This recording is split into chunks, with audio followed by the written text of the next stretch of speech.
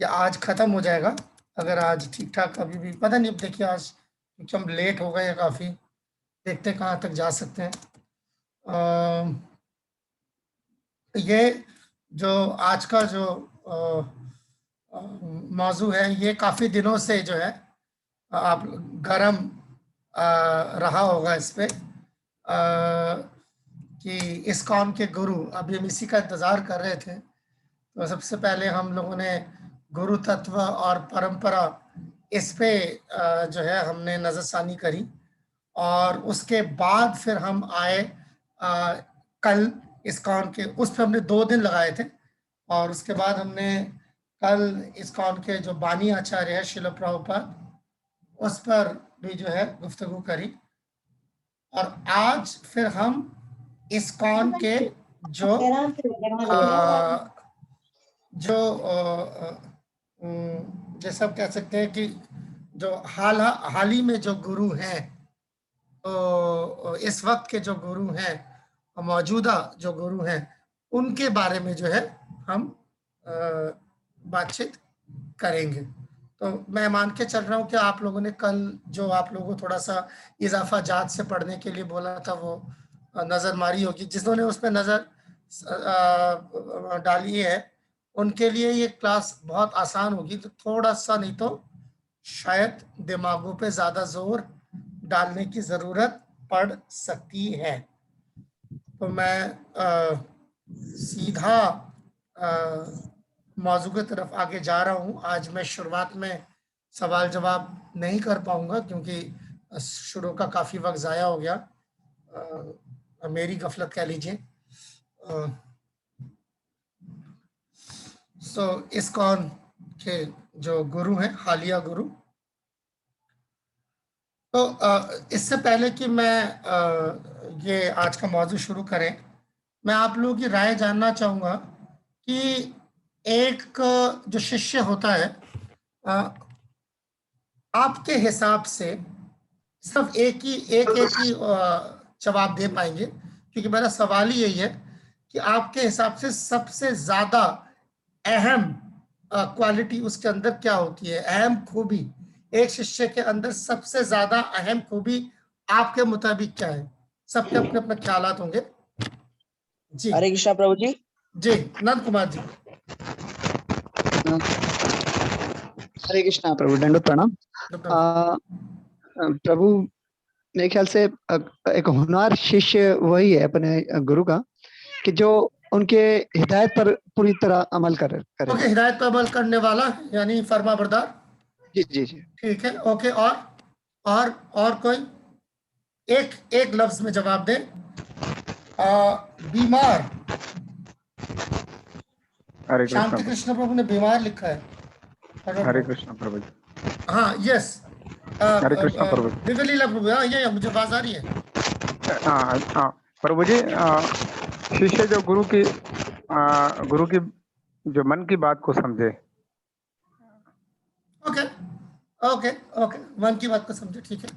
Okay, other और हरे लोग कृष्ण अपने प्रभु जी। इजारे ख्याल कर। जी, हरे कृष्ण प्रभु जी। यस यस, रुक्मिणी प्रभु।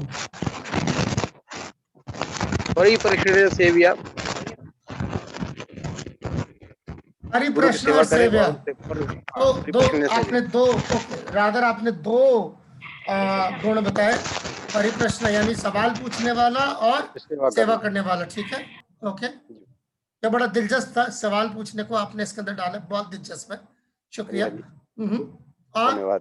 और कोई, और कौन बताना चाहेगा? आज्ञाकार प्रभु जी। आज्ञाकार, ठीक है, आज्ञाकार वही, ठीक है, वो पहले भी आ चुका है। ओके, हरे कुछ कृष्णा प्रभु जी। ये कुछ। जी जी, हाँ जी, हाँ जी, फरमाइए, ये फरमाइए। आ रही आवाज? हरि बोल। हरे कृष्णा आ रही आवाज? प्रभु, जिज्ञासा करना। जिज्ञासा, हाँ ठीक है, सवाल पूछना, ये सबसे अहम खूबी है। बड़ा दिलचस्प है, दो लोगों ने इस बारे में, मैंने उम्मीद नहीं की थी, बट बड़ा ही दिलचस्प आंसर है, ठीक है। ओके, अब जैसे सेवा करने की भावना के बारे में कहा, ये भी हो सकता है पाकीज़गी। Okay okay Manoj Kumar ji, Manoj Kumar ji. गुरु की हिदायत को अपनी जिंदगी मानना। ओके, कोई गुरु की हिदायत पे चलना बेसिकली। ओके, वो इस तरीके की डिटर्मिनेशन हरे रखना। कृष्णा। ओके, तुलसा जी, तुलसा जी। आवाज आ रही है प्रभु जी? गुरु के आ रही है, पावन तुलसा जी। वचनों को अपनी जिंदगी में उतारना। ओके, वही आज्ञाकारी हो ना, ठीक है, ठीक है, शुक्रिया। कन्हैया कुमार जी, भागवत जी आ रहा हूं आपके पास। गुरु के आदेशों को ईमानदारी से, ईमानदारी, वेरी गुड, बहुत अच्छा, ईमानदारी एक खूबी है। भागवत दास जी,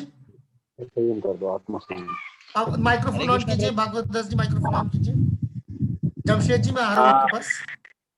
प्रभु जी, यदि शिष्य को चाहिए कि वो अपने गुरु के सामने ना समझ रहे और उसे शिक्षा हासिल करे, ठीक है, मैं इसके अंदर गुण ढूंढ रहे थे। तुलसा जी, आपका जवाब आ गया, अब बंद कर लीजिए। जमशेद जी की बारी है। जमशेद जी फरमाइए।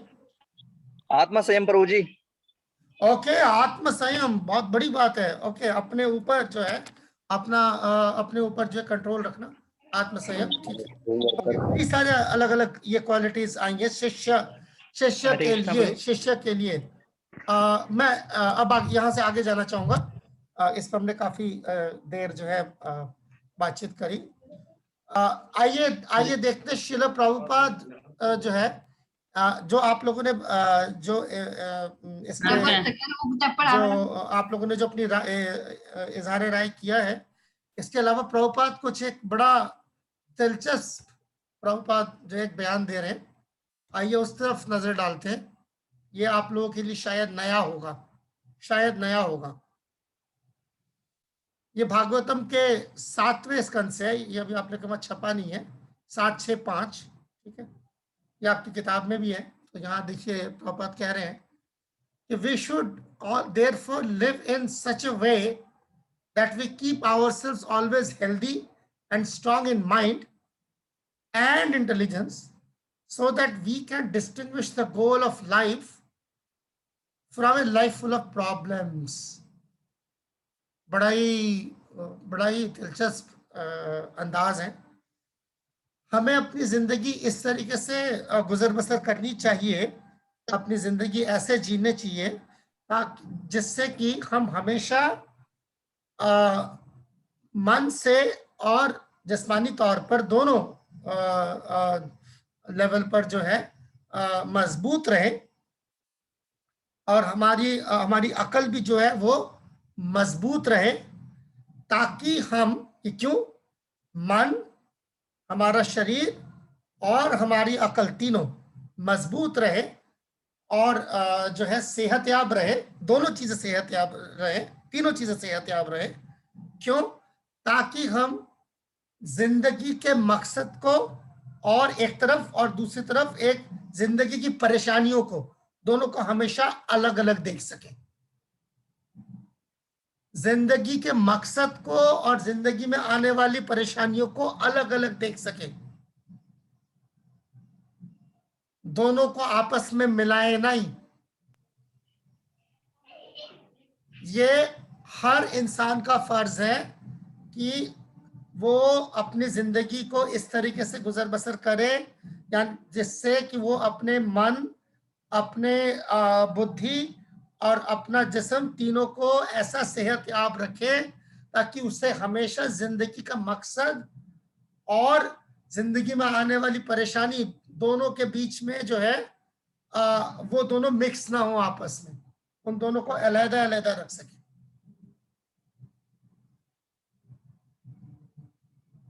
A thoughtful man must act in this way.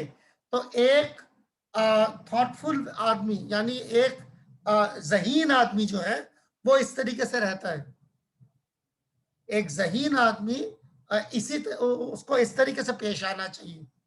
Learning to distinguish right from wrong, ये ज़हीन आदमी की पहचान है। ये सिर्फ भक्त की नहीं है, किसी भी ज़हीन आदमी की पहचान है। थॉटफुल मैन, ये तो यहाँ प्रभुपाद थॉटफुल डिवोटी लफ्ज इस्तेमाल करते हैं। यहाँ प्रभुपाद ने डिवोटी लफ्ज इस्तेमाल नहीं किया, यहाँ स्क्रीन की तरफ देखिए, या थॉटफुल मैन इस्तेमाल किया। यानी एक ज़हीन आदमी की पहचान ये है कि वो इस तरीके से चले, अपने जिंदगी को इस तरीके से चलाए, act, learning to distinguish right from wrong, ताकि सही और गलत के बीच में हमेशा फर्क कर सके। डिस्टिंग्विश, हमेशा सही और गलत के बीच में फर्क कर सके, जिससे attain the goal of life, वो जिंदगी के मकसद को पूरा कर सके, जिंदगी का जो मकसद है उसे हासिल कर सके।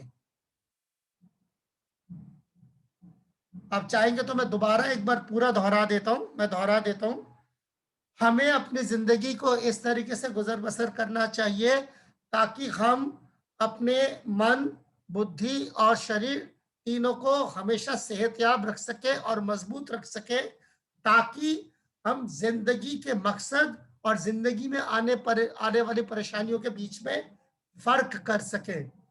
एक ज़हीन आदमी को हमेशा इस तरीके से चलना चाहिए ताकि वो ये सीखे कि किस तरीके से सही और गलत में फर्क करा जाना चाहिए और इस तरीके से जिंदगी के मकसद को कैसे हासिल किया जाना चाहिए। क्या ख्याल है आप लोगों का? क्या प्रभुपाद किसी बात की बात नहीं कर रहे? क्या ख्याल है? कृष्णा प्रभु जी। बिल्कुल बिल्कुल ठीक है प्रभु जी, बहुत जबरदस्त फरमाइए जी। और कोई नज़ारा ख्याल करना चाहे? मतलब वो मनुष्य बहुत बढ़िया।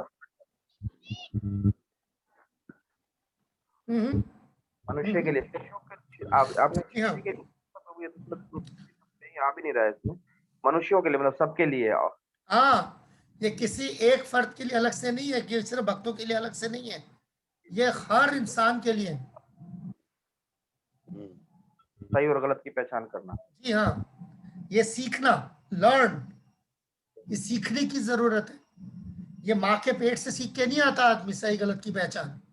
ये इस दुनिया में तालीम और तरबियत से सीखा जाता है, उसके मार्फत सीखा जाता है। इसीलिए गुरु के पास जाते हैं। क्या? बिल्कुल बिल्कुल, यही वजह है। सही समझा। तो ये वाला जो कोट है जो अभी हमने यहाँ देखा, इसको आप पूरे कोर्स में याद रखिएगा। अभी ये जो कोट है, अभी जो आज चौथे दिन आपने देखा, 5वें दिन आपने देखा, ये 15वें दिन तक काम आएगा और मैं बार बार आपको इस कोट का हवाला देता रहूंगा। हरे कृष्णा, मुझे इसका पेज नंबर बताएं उर्दू का। ये अब देखना पड़ेगा, मैंने आज निकाल के नहीं रखा हुआ। 37 है प्रभु, 37 पेज नंबर। ओके, जिन लोगों ने कल पढ़ा है वो निकाल लेंगे। जिन लोगों ने पढ़ा है, अंग्रेजी में 27 है और उर्दू में जो है 37 है, सफा नंबर देख लीजिए। ठीक है, तो इस कोट का हवाला मैं आने वाले 10 दिन तक देता रहूंगा, क्योंकि ये कोट ऐसा है। आगे चलते हैं। एक मिनट मैं देख लूं हम ठीक आगे जा रहे नहीं जा रहे, या हम ठीक ही जा रहे हैं। ओके, अब एक काम करते हैं,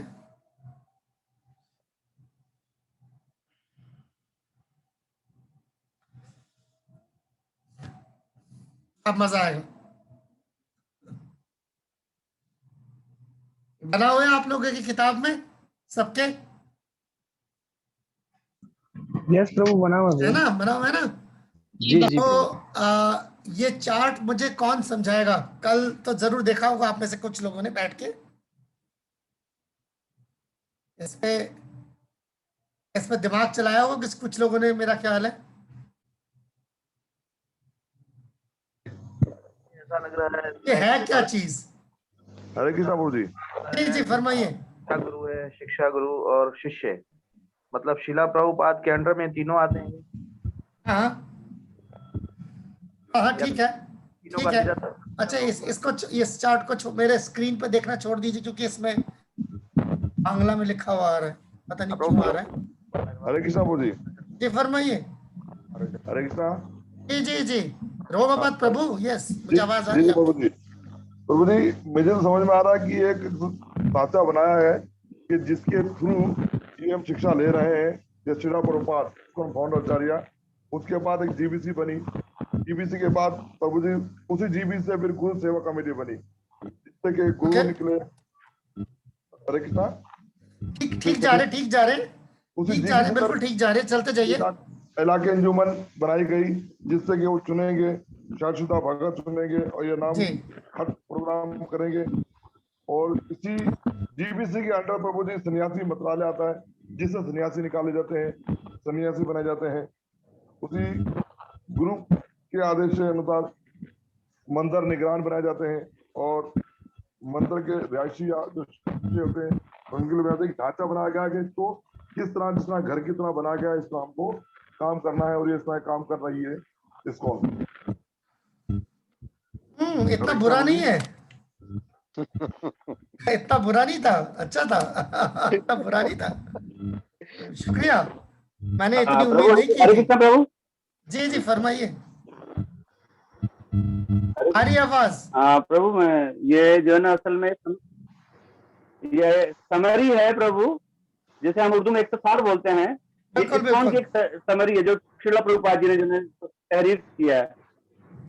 तो प्रभु यानी कि श्रीला प्रभुपाद के बाद जो है वो जीबीसी का काम आता है। जीबीसी एक इंजन का जो है वो काम कर रहा है, जिसके अंदर सेवा कमेटी, संन्यास मंत्रालय और इलाकाई इंजन, ये जो ना ये मेन जो है इसके पिलर है। लेकिन अगर हम जाते हैं गुरु सेवा कमेटी के पास तो फिर गुरु जी आते हैं और गुरु और मंदिर के निगरान, फिर गुरु मंदिर के रिहायशी या शिष्य को भी जो ना देखते हैं सर, फिर गुरु जो है ना नाम हेतु प्रोग्राम को भी चला रहे हैं और गुरु शादीशुदा भक्त या शिष्य उन्हों को भी जो ना देख रहे हैं।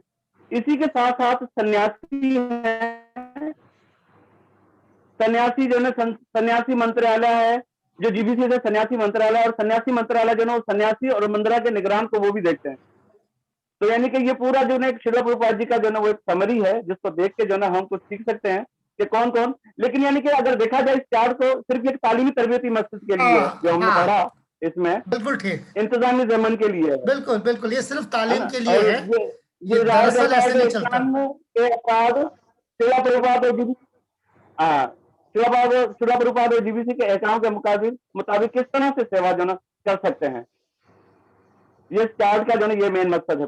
भागवत प्रभु जी बहुत शुक्रिया, आपने और रोशनी डाली इसमें, और रोशनी डालने का शुक्रिया, आपने इस पे जो है और रोशनी डाली। काफी दोनों भक्तों के अगर इसको मिलाया जाए तो मिला के काफी मामला काफी हद तक मामला साफ हुआ है। अच्छा चलिए मैं ये इसका ऐसे पूछता हूँ कि ये आपके कोर्स में डाला ही क्यों गया, इसकी जरूरत क्या है इसकी? अच्छा क्या इसकी जरूरत है ये जानने की? एक आम इस्कॉन में जो एक फर्द आ रहा है या उसका जो मेंबर है खास तौर पर, उसको जानने की जरूरत है ये सब? प्रभु यानी अगर वो जैसे हमने किताब में पढ़ा है, अकॉर्डिंग टू दिस बुक, हमें जो है यानी जो ये मेंबरान है इनों का जो है एहतराम, वो एहतराम करना चाहिए, रिस्पेक्टेबल जितने भी जो है। शांति कृष्ण प्रभु कह रहे हैं कि समझाने के लिए, बिल्कुल ठीक। मेरा सवाल ही यही है कि क्या ये सब जानने की जरूरत है? क्या मतलब इसकी जरूरत है? मतलब जैसे क्या हम सिर्फ जब करे, कीर्तन करे, जैसे होता है ना, कहते chant dance and be happy, है ना, भगवान का नाम लो, है ना, नाचो, प्रसाद पाओ, खुश रहो, तो काफी नहीं है? ये सब जानने की जरूरत है क्या? दिव्य लीला प्रभु को जी पहले दिव्य लीला प्रभु जी फरमाइए। हाँ प्रभु, इसकी इस्कॉन में बिल्कुल जरूरत है। जो प्रभुपाद जी ने नियम दिए हैं, जो अथॉरिटी है, अथॉरिटी के हिसाब से जो काम होता है बिल्कुल सही होता है। अगर हम किस अथॉरिटी के हिसाब से काम नहीं करते हैं तो काम बिगड़ता है। तो ये जो प्रभुपाद जी जीबीसी बनाई इसीलिए कि मेरे जाने के बाद जो है कोई गड़बड़ ना हो। और जब प्रभुपाद जी थे तो भी जीबीसी में कुछ जो है जीबीसी को नहीं मान रहे थे। तो ये मामला प्रभुपाद थे तो यानी कि मामला हुआ।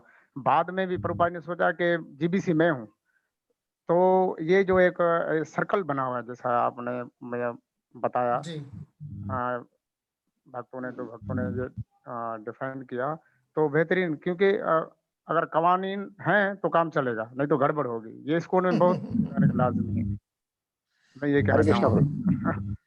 ठीक है। तो आपके हिसाब से आम इस्कॉन के दिव्यलीला प्रभु, तो मेरा सवाल आप ही से आ गया है। तो आपके हिसाब से क्या एक इस्कॉन के एक आम मेंबर को इसके बारे में जानकारी होनी चाहिए? बिल्कुल होनी चाहिए प्रभु, आम से जो हम बिल्कुल होनी चाहिए, हर भगत को होनी चाहिए, और इससे ही जो है ना जो है यानी कि सेवा होगी और एहतराम होगा, होनी चाहिए, बिल्कुल होनी चाहिए। ओके, हरे कृष्णा प्रभु ओके, एक दूसरे के लिए आकर जी जी रुक्मिणी के पति प्रभु फरमाइए। जी प्रभु, ये इस्कॉन का एक स्ट्रक्चर है और इसमें यह है कि इससे ये हमें पता चलता है कि इसमें कोई भी खुद मुख्तारी के तौर पर नहीं, सब एक दूसरे से जुड़े हुए हैं और कोई अपनी मर्जी नहीं कर सकता और किसी तरह से भी कोई ये इससे बाहर नहीं है।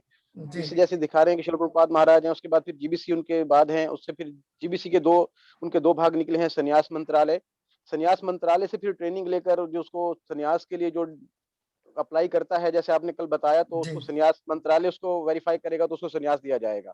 इसके बाद फिर इधर गुरु सेवा कमेटी जो है वो गुरु निकालती है, वहां से गुरु कौन उसके लिए अथॉरिटी रखता है गुरु बनने के लिए। फिर इसके आगे ऐसे ये पूरा स्ट्रक्चर बना हुआ है कि कोई भी अपनी मर्जी करने के लिए यहाँ पर खुद मुख्तारी अपनी मर्जी से कुछ भी गड़बड़ नहीं कर सकता। सब लोगों के ऊपर कोई ना कोई है और सारा काम जो है वो सिस्टमेटिकली चल रहा है।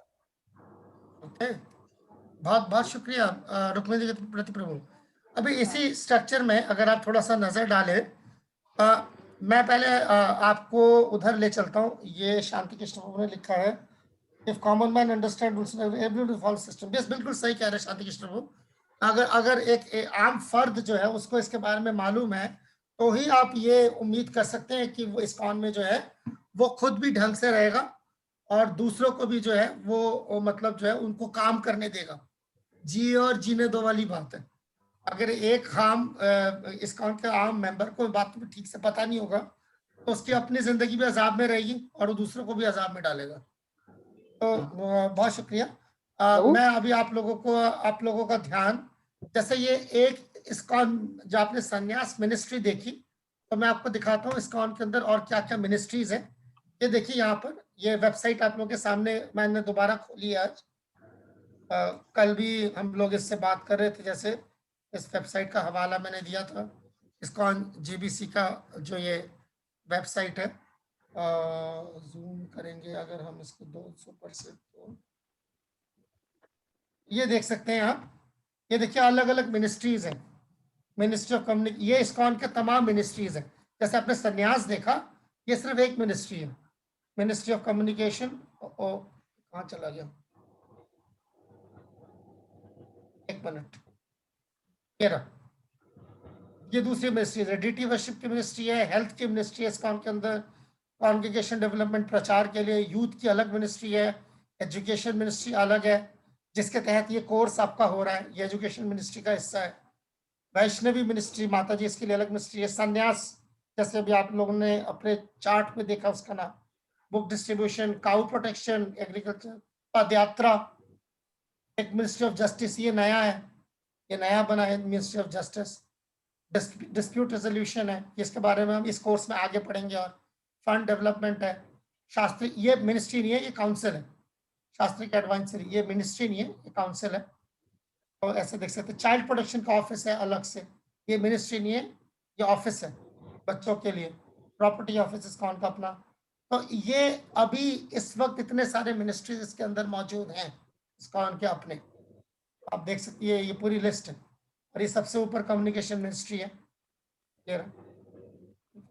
तो इस तरह ये अलग अलग मिनिस्ट्रीज हैं। मैंने इसका हवाला इसलिए दिया ताकि आप सिर्फ ये ना समझे कि वो जो चार्ट जो दिखाया गया, जबकि आप ये समझ रहे हैं कि ये किसी ने बताया अभी कि ये सिर्फ तालीम के लिए दिया गया है, तो मगर हकीकतन जो है वो चार्ट और ये सारे मिनिस्ट्रीज को भी जो है लेकर साथ में काम करता है।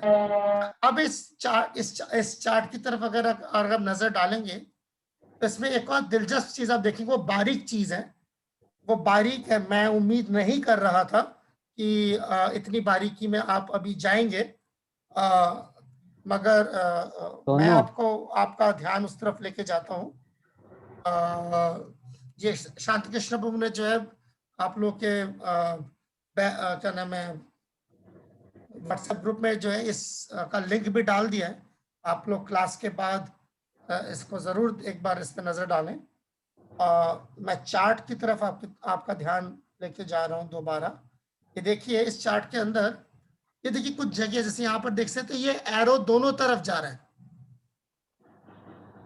ध्यान से देखा आपने अपने चार्ट पे भी देखिए किताब में देखिए एरो दोनों तरफ जा रहे हैं। कुछ जगह पे जहाँ पे एरो दोनों तरफ जा रहे हैं, देख रहे हैं एरो दोनों तरफ जा रहे हैं, और कुछ तरफ ये एरो सिर्फ एक तरफा है, पर ज्यादातर जगहों पे एरो दो तरफा है, यानी कि इधर से इधर भी है और इधर से इधर भी है। जैसे इधर के एरो जो है सिर्फ एक तरफा है, मगर इधर के एरो दो तरफा है।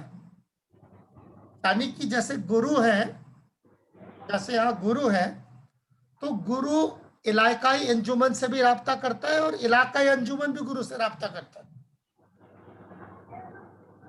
तो बराबरी का रोल है। एक और दिलचस्प चीज है इसके अंदर, इनफैक्ट सबसे ज्यादा दिलचस्प चीज, पता नहीं आप लोगों ने इसके तरफ ध्यान दिया नहीं दिया, यहाँ गुरु जो है, जो गुरु है वो जीबीसी के ऊपर है कि जीबीसी के नीचे है? नीचे नीचे नीचे नीचे नीचे गुरु जीबीसी से ऊपर नहीं है? नहीं, कमाल है। नहीं प्रभु ऊपर है। ऊपर है? नीचे प्रभु, नीचे नीचे है? जी प्रभु। आपस में फैसला कर लीजिए। प्रभुपाद जी तो प्रभुपाद जी ने बताया, और जो जीबीसी है वो एक गुरु है, प्रभु खुद जो है गुरु है इसमें। जीबीसी गुरु है, वो गुरु अलग से कैसे है? प्रभु उसमें यानी बहुत से गुरु शामिल है ना, वो एक यानी जो बनाया है प्रभु, वो जो अंजुमन बनाई है, चाहे ना हो, जीबीसी प्रभुपाद जी है। हाँ, चाहे लेकिन हो जो चाहे ना जीबीसी का हो। फैसला होता है वो प्रभु पहले वो उसको जो ना फॉलो करना पड़ता है, देन गुरु महाराज। ओके, तो ऐसा क्या ख्याल है आपका, ऐसा क्यों है? उल्टा नहीं होना चाहिए? प्रभुपाद जी ने कहा है प्रभु। अरे मैंने ये नहीं पूछा किसने कहा है, मैंने ये पूछा क्यों कहा है। क्योंकि प्रभु एक गुरु महाराज सिर्फ अपने तरीके से प्रचार न करने लग जाए, सारे जो जीबीसी के मेंबर्स हैं उनको एक साथ लेकर। ओके, और क्या वजह हो सकती है? और क्या वजह हो सकती है? क्या ख्याल है? ठीक है, पहला ठीक है बिल्कुल कि गुरु जो है वो खुद मुख्तार ना हो जाए। और क्या वजह हो सकती है? लाके ले जा, नहीं दे जा। माइक्रोफोन ऑन है पर जवाब कहीं और से आवाज आ रही है। और क्या वजह हो सकती है, क्या ख्याल है आप लोगों का? हरे कृष्णा। गुरु को नीचे क्यों रखा हुआ है जी? प्रभु हरे कृष्णा। हाँ, देव गुरु को कंट्रोल करती है कि ऐसा नहीं कि गुरु कोई और दूसरा सिस्टम नहीं बना ले वहां पे जाके। हाँ ठीक है, वही जैसे खुद मुख्तार ना हो जाए गुरु, अपना अनदर कमेटी बना के फिर वो गुरु डिपेंड खुद शुरू कर दे अपना। ठीक है, किसी को यह बात याद आई है जो हमने कल परसों करी थी? गुरु की सबसे पहली पहचान क्या, वो सबसे पहले क्या है? प्रभु जी, वो शिला प्रभुपाद महाराज से मतलब आगे ना बढ़ो। सबसे पहले गुरु की पहली पहचान क्या है? वो शिष्य पहले प्रभु शिष्य गुरु महाराज। बिल्कुल, ये प्रभु जी। यस, ये है असली बात। गुरु सबसे पहले शिष्य फिर गुरु है। तो अगर गुरु जीबीसी के नीचे है तो उससे उसका रुतबा घटता नहीं है, क्योंकि वो शिष्य पहले है। गुरु भी जो है, गुरु भी अपने आप को किसी के मातहत रख के काम करना सीखता है। ये नहीं है कि सिर्फ शिष्य गुरु के मातहत है, गुरु भी किसी के मातहत है। समझ आई बात? जी जी प्रभु। तो ये गुरुओं के लिए भी जो है, गुरुओं को भी ये हम्बल बनाता है। ठीक है ना, ये गुरुओं को भी जो है हम्बल बनाता है, गुरुओं को भी जो है ये विनम्र बनाता है। गुरु को ये कि हम भी शिष्य हैं पहले, गुरु बाद में। ये खूबसूरती है इस सिस्टम का। इस्कॉन में हर कोई पहले शिष्य है, बाद में जो जो मर्जी है। तो ये जो जीबीसी है, ये जीबीसी बॉडी है, ये एक फर्द नहीं है, एक जीबीसी मेंबर नहीं है, पूरी बॉडी मिला के जीबीसी है। जो हमने कल देखा था, याद है?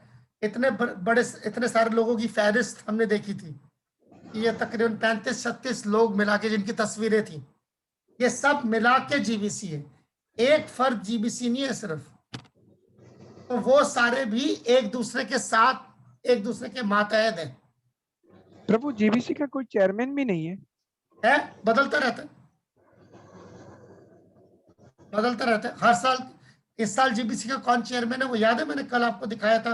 जीबीसी के रेजोल्यूशंस आते हैं हर साल के, तो 2020 वाला क्लिक करके देखिए, उसमें जीबीसी इस साल का जीबीसी का चेयरमैन कौन है, उसका नाम होगा। हर साल जीबीसी का चेयरमैन बदलता रहता है।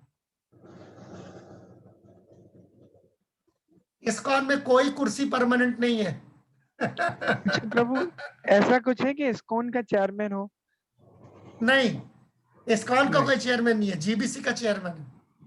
जी जी, थैंक यू ब्रो। अगर इस्कॉन का चेयरमैन होगा तो फिर इस्कॉन उसके मातहत है। इस्कॉन किसी के मातहत नहीं, इस्कॉन सिर्फ चैतन्य महाप्रभु के मातहत है। Okay okay. इस्कॉन को चलाने के लिए जीबीसी की जरूरत है, लिहाजा जीबीसी है और उसके एक चेयरमैन है जिसके मातहत जो है जीबीसी की मीटिंग्स होती हैं, बस। ये ऐसा नहीं है कि इस्कॉन का जो जीबीसी का चेयरमैन है वो एक साल के लिए खलीफा बन जाता है, ऐसा नहीं। प्रभु जी प्रभु, ऐसा तो नहीं कि कोई गुरु मतलब जो पहले है सीनियर है तो वो बड़े हो गए, जो बाद में गुरु आए वो छोटे हो गए, यानी आई मीन ऐसा सुना आपस है में हो कि सकते हैं, वो आपस में हो सकते हैं, पर एक शिष्य की नजर में तो उसका गुरु है।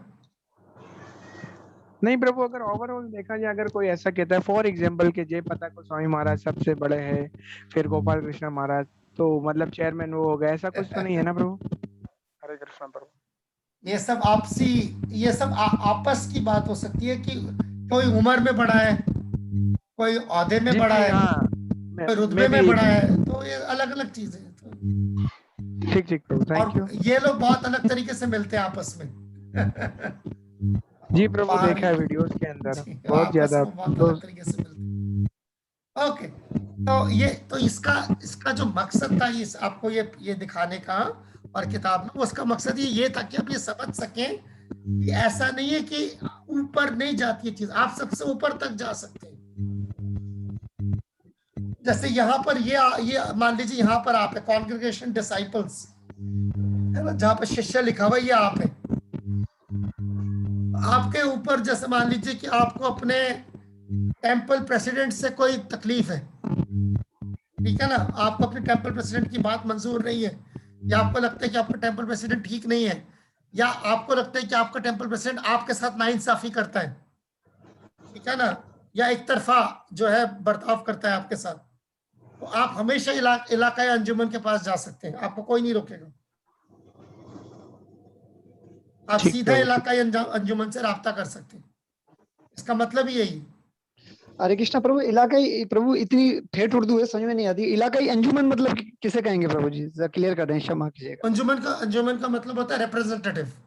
ठीक, रिप्रेजेंटेटिव जो वहाँ के जो एहलकार एरिया को रिप्रेजेंट कर रहा है, जो रिप्रेजेंट कर रहे हैं, जो वहाँ के उसके जो एहलकार हैं, तो वो आपको वहाँ पे देखेंगे, ठीक है। तो रीजनल बॉडी, ये जैसे आप लोगों के एरिया में श्यामानंद प्रभु है,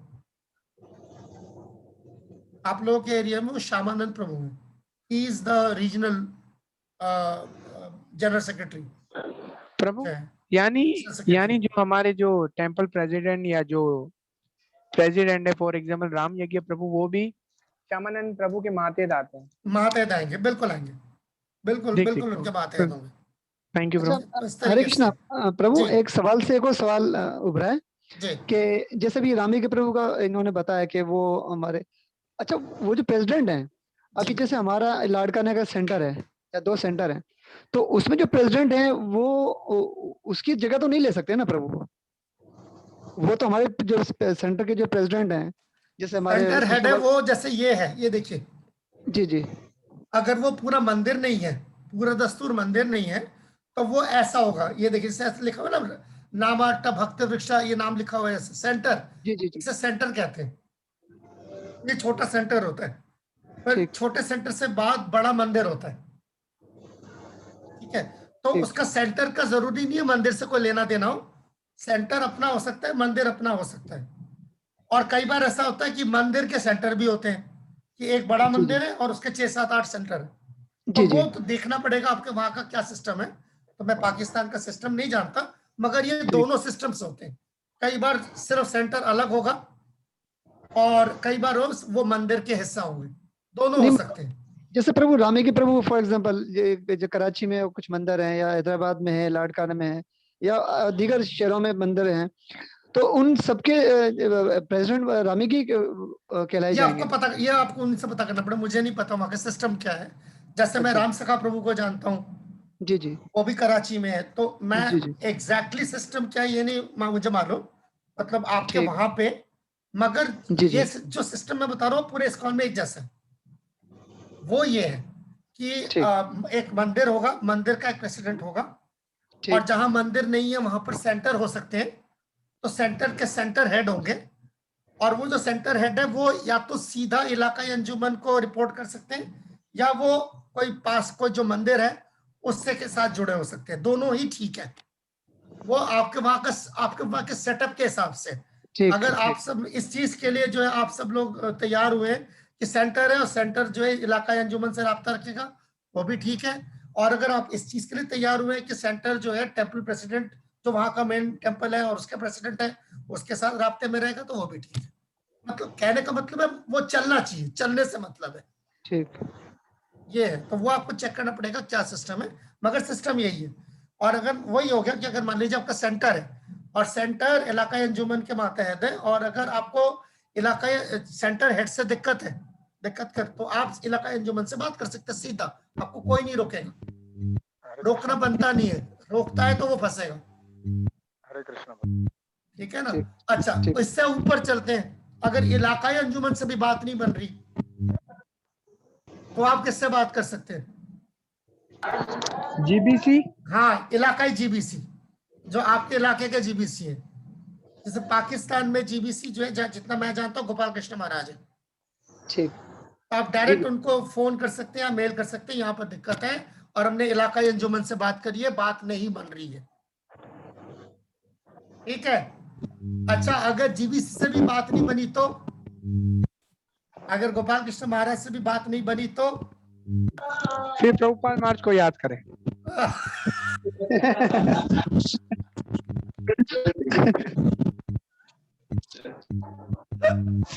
जहां तक हो सकता है वहां तक आप जा सकते हैं। ठीक है, बहुत अच्छे, बहुत अच्छे। ठीक है, ठीक है, ये इस तरीके से। और देखिए, जैसे गुरु है, जैसे मान लीजिए एक गुरु है, ठीक है, किसी भी एक गुरु है, गुरु का हमने जैसे कल देखा कि वो एक शिष्य का गुरु है। जैसे मान लीजिए मेरा गुरु है, आपका गुरु, किसी गुरु है, वो मान लीजिए इस मंदिर आना चाहते हैं, इस वाले मंदिर में आना चाहते हैं, तो वो क्या करेंगे? देखिए, गुरु का एक एरो कहाँ जा रहा है? टेम्पल प्रेसिडेंट की तरफ जा रहा है, दिख रहा है? आ रहा है ना? इसका मतलब है वो गुरु टेम्पल प्रेसिडेंट को कॉल करेंगे, फोन करेंगे कि मैं आपके मंदिर में आना चाहता हूं। ठीक है, समझ आ रही है? गुरु, हाँ, टेम्पल प्रेसिडेंट को कॉल करेंगे कि मैं आपके मंदिर आना चाहता हूं, और टेम्पल प्रेसिडेंट क्या करेगा?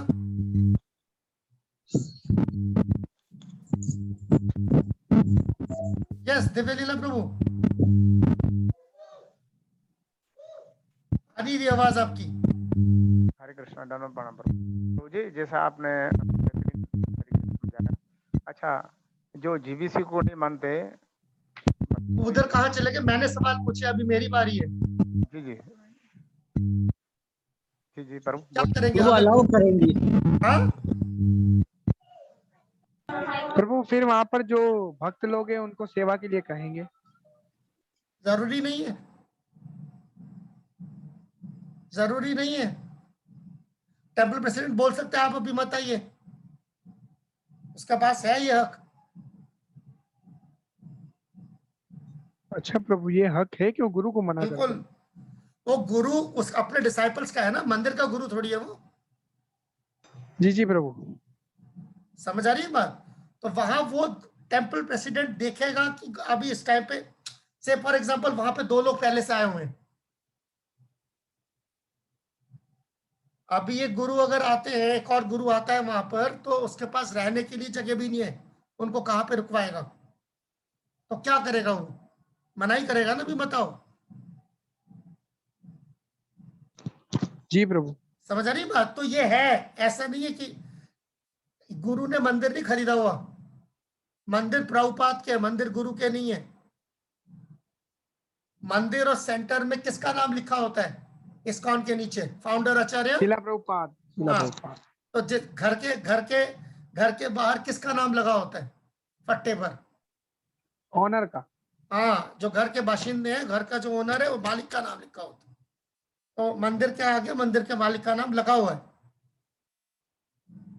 कोई गुरु या कोई जीबीसी या कोई इलाका अंजुमन का मंदिर नहीं है वो, उसकी सेवा है वह, उसकी जागीर नहीं है। करें प्रभु, फरमाइए। हरे कृष्णा प्रभु, धन्यवाद प्रणाम। प्रभु क्वेश्चन ये है कि अगर जैसे टेम्पल प्रेसिडेंट का आपने बताया कि इतना हक है कि वो गुरु को भी मना कर सकते हैं, तो अगर कोई डिवोटी आते हैं मतलब दूसरे शहर से वगैरह आ जाते हैं अचानक, तो उनको भी वो मना कर सकते हैं कि भाई आप लोग आज नहीं रह सकते यहाँ पे? बिल्कुल मना कर सकते हैं, अगर उनके पास जायज वजह है तो। अच्छा, अब उल्टा है, अब इसको पलट लेते हैं। मान लीजिए कि इस टेम्पल प्रेसिडेंट की आदत है, जो आएगा उसको मना कर देते। क्या सवाल है? क्या टेम्पल प्रेसिडेंट के बैंड इच्छा हो सकती है? मैंने ये सवाल नहीं पूछा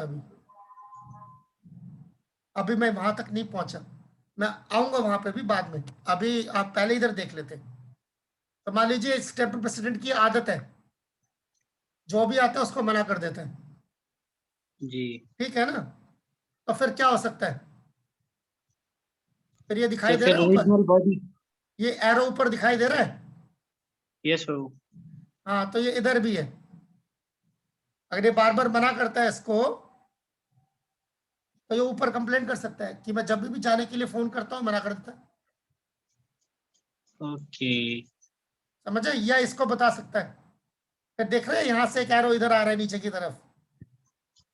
जी प्रभु, समझ गए। फिर ये प्रभु सीधा ये करेगा। जिसने भी डिजाइन किया है बहुत ज्यादा मतलब बहुत वंडरफुल है, यानी माइंड को चकरा रहा है और एकदम परफेक्ट वे में बता भी रहा है। मुझे नहीं पता पाकिस्तान में बचपन में ऐसे बच्चों को आपस में सजा देते थे नहीं देते थे स्कूल में। हमारे यहाँ हिंदुस्तान में एक सिस्टम है, क्या कहते हैं, जैसे 2 बच्चे शरारती होते हैं जब, तो दोनों शरारती बच्चों को आमने सामने कर दिया जाता है। ऐसे कहते हैं आमने सामने खड़े हो जाओ, ठीक है? फिर जब वो आमने सामने खड़े हो जाते हैं, फिर इसको बोलते हैं तुम इसका कान पकड़ो, और उसको बोलते हैं तुम इसका कान पकड़ो। दोनों एक दूसरे के कान पकड़ते हैं, मैं सामने वाले का पकड़ा हुआ है, उसने मेरे कान पकड़े हुए। फिर दोनों को बोलते हैं उठक बैठक करो। तो अगर ये नीचे बैठेगा तो इसे बैठना ही पड़ेगा, क्योंकि कान खींच रहे हैं ना नीचे की तरफ, और वो वाला उठेगा तो इसे भी उठना ही पड़ेगा क्योंकि कान खींच रहे ऊपर की तरफ।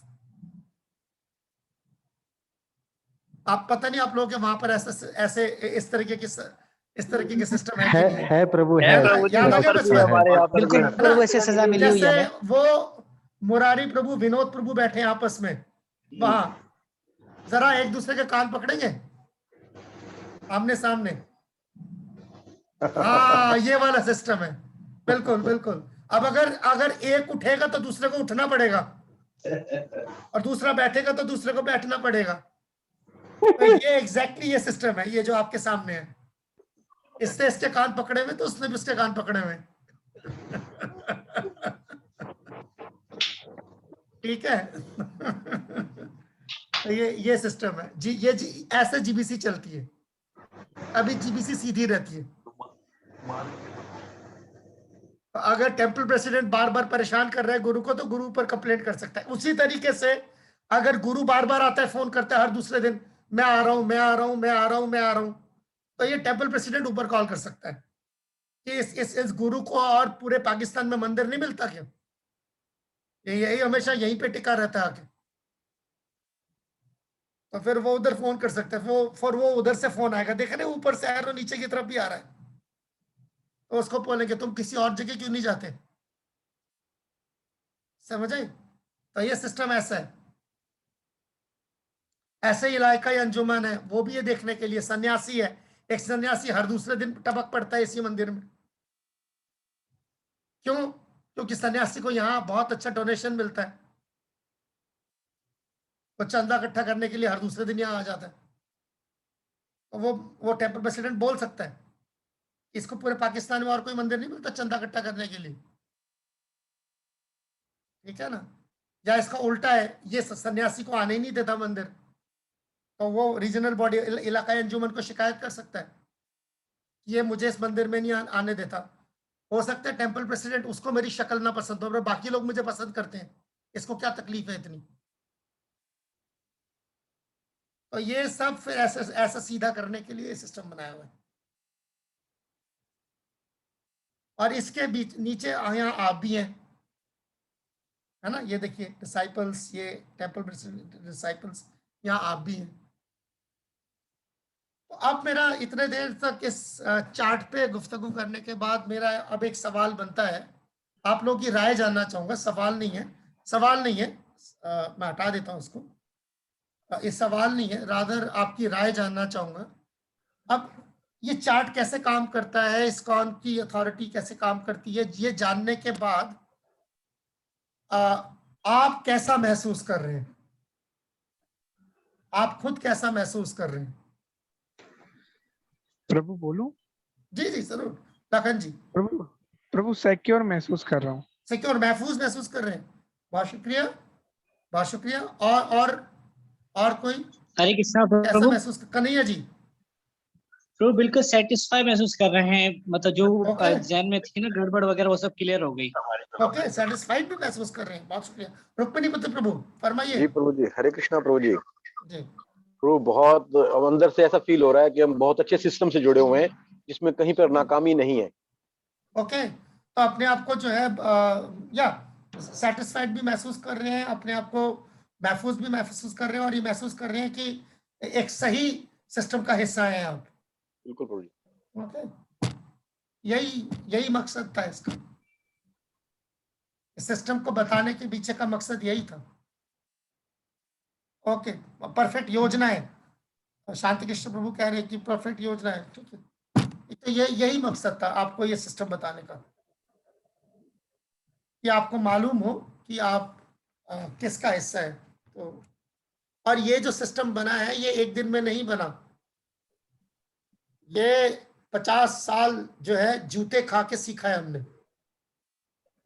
इस्कॉन ने जो है ये जो सिस्टम बना है, ये प्रभुपाद ने बना के जरूर गए थे, पर इसके अंदर जो भी बारीक तब्दीलियां करी गई हैं, वो बारीक तब्दीलियां जो है 50 साल के जो है गाढ़ा जो हमारा तजर्बा रहा है उसके बुनियाद पर 50 साल के बाद भी जो है ये हमारी तहरीक जो है ये आज भी बरकरार है, ये टूटी नहीं है, ये चल रही है। और न सिर्फ ये चल रही है बल्कि ये बढ़ भी रही है, इसमें काफी ज्यादा इजाफा हुआ। इनफैक्ट आप देखेंगे 10 गुना इजाफा हुआ। श्रील प्रभुपाद के जाने के बाद आज जो मंदिरों की तादाद है और जो भक्तों की तादाद है, खासतौर पे भक्तों की तादाद है, तो उसमें से 10 गुना से भी ज्यादा का इजाफा हुआ है। जी प्रभु, हमारे यहाँ पर जो पहले पाकिस्तान हिंदू कम्युनिटी थी वो इतना मतलब नहीं खुश होती थी भगवान कृष्ण के नाम से, बट इस्कॉन के आने के बाद सिस्टम देखा, सब देखा, तो यानी बहुत ज्यादा इंक्लूड हो रहे। मैं अपने परिवार की बात करूँ तो बहुत ज्यादा इंक्लूड हो रहे इस्कॉन से। तो ये पूरी दुनिया में यही फीडबैक है, कमोबेश यही सूरत हाल है। तो ये इसका असली मकसद था। अब आइए हम कुछ और मसलों पर बात कर लेते हैं।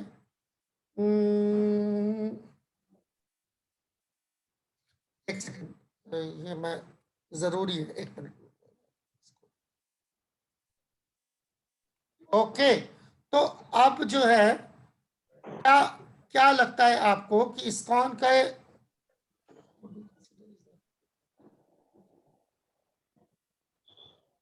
इस्कॉन का जो एक गुरु है, ये चार्ट देखने के बाद, क्योंकि वो भी इस्कॉन का ही एक मेंबर है, इस्कॉन का एक, वो खुद भी एक शिष्य है, इस्कॉन का मेंबर भी है। तो ये जो इस्कॉन का गुरु है, ये जो यहाँ पर जो इस्कॉन का गुरु है, इसका इस्कॉन के स्ट्रक्चर, ये जो पूरा ढांचा आपने देखा, इसके लिए उसका कैसा रवैया होना चाहिए, उसका रवैया कैसा होना चाहिए?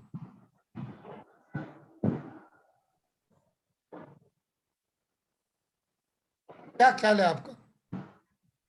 कृष्णा प्रभु जी, दोबारा रिपीट करें आप। इस्कॉन का जो गुरु है, ये वाला जो गुरु है इस्कॉन का, उसका इस पूरे ढांचे के लिए, इस्कॉन के जो ढांचा है, जो भी आपने समझा, कैसा रवैया होना चाहिए, उसका क्या रवैया होना चाहिए?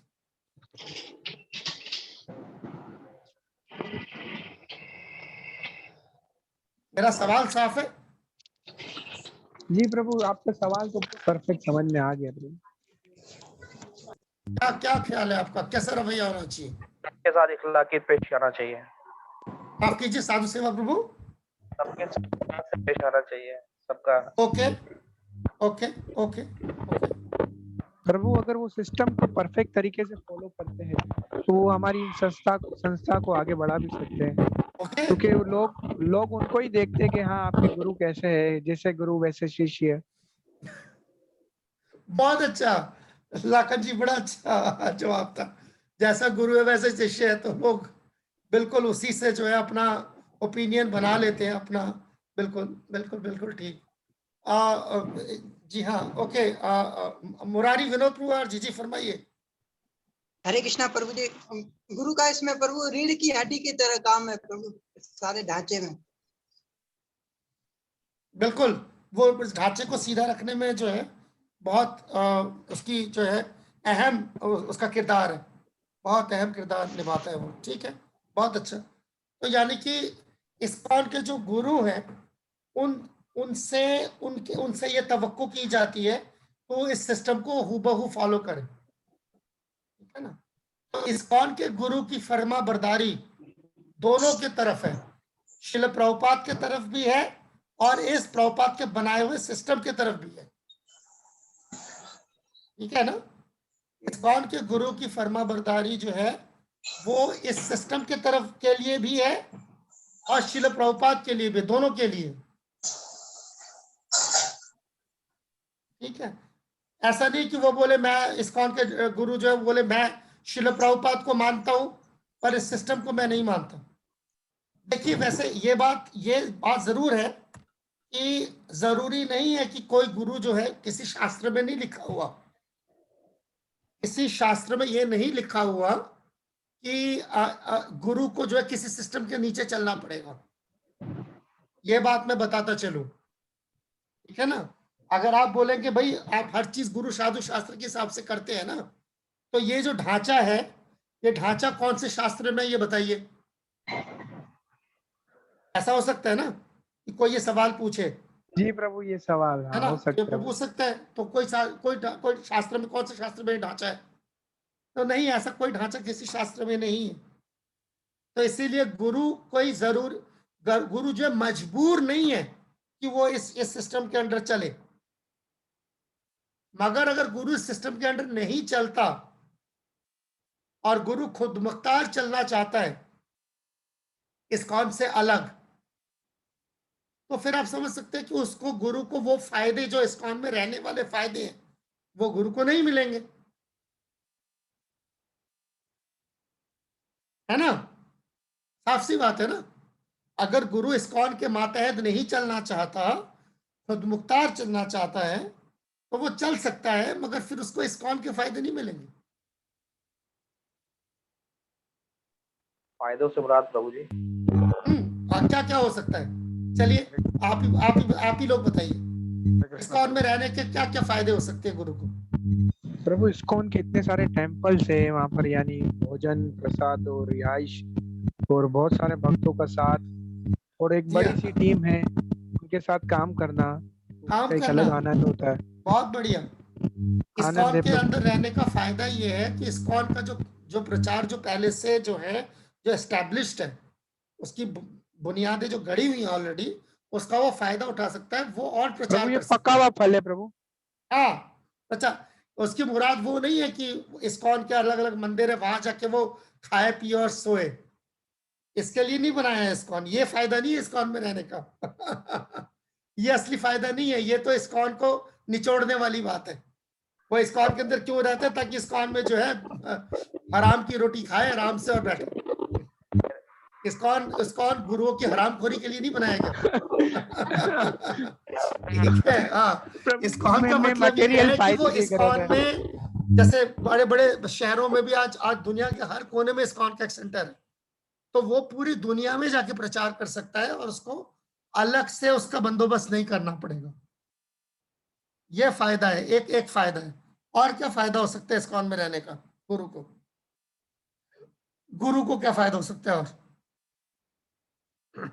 यस कन्हैया प्रभु, हाथ खड़ा किया आपने। हरे कृष्णा प्रभु। जी जी जी। इससे पहले जो आपने बात की थी ना कि गुरु जो खुद मुख्तार चलना चाहता है उसको इस्कॉन के फायदे नहीं मिलेंगे, लेकिन अगर वो इस्कॉन से अलग होकर मतलब अपने खुद मुख्तारी से करते हैं तो क्या वो सही होंगे गुरु? नहीं, वो अलग बात है। मैं अभी उस तरफ मैंने वो, ये मेरा सवाल नहीं है। आप मेरे सवाल का जवाब दीजिए पहले। ये आपका सवाल है, मैं आपके सवाल का जवाब आपको खुद ब खुद मिल जाएगा अगर मेरे सवाल का जवाब आपको मिल जाए। जैसे इसका एक पहलू अभी आपको मिले। राम अवतार प्रभु, आप कुछ कहना चाह रहे हैं? हरे कृष्ण राम अवतार प्रभु जी। जी प्रभु जी। प्रभु जी मैं कहना चाह रहा था, इस्कॉन में रहने का गुरुओं को बहुत से बेनिफिट्स तो है, जैसे कि सब भक्तों ने बताया, लेकिन इसका सबसे बड़ा बेनिफिट ये होगा इस्कॉन में रहने का कि वो अपने गुरु महाराज की आज्ञा का पालन कर रहे हैं, क्योंकि वो पहले तो शिष्य। बहुत अच्छा, वो अपने गुरु का आज्ञा का पालन कर रहे हैं। अच्छा, इस्कॉन के जो गुरु हैं उनके शिष्यों के मुतालिक कोई फायदा है उसको?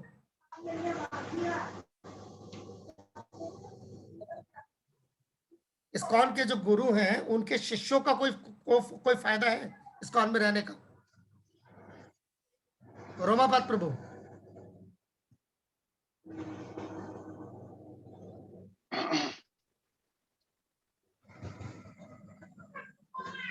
क्या ख्याल है? इस्कॉन के जो गुरु हैं उनके शिष्यों को कोई फायदा है इस्कॉन में रहने का? हाँ प्रभु जी। यस भागवत प्रभु। हाँ, जिस तरह से प्रभुपाद ने अपने शिष्य बनाए, आज प्रभुपाद जी नहीं, आज प्रभुपाद जी के जो शिष्य हैं वो गुरु हैं।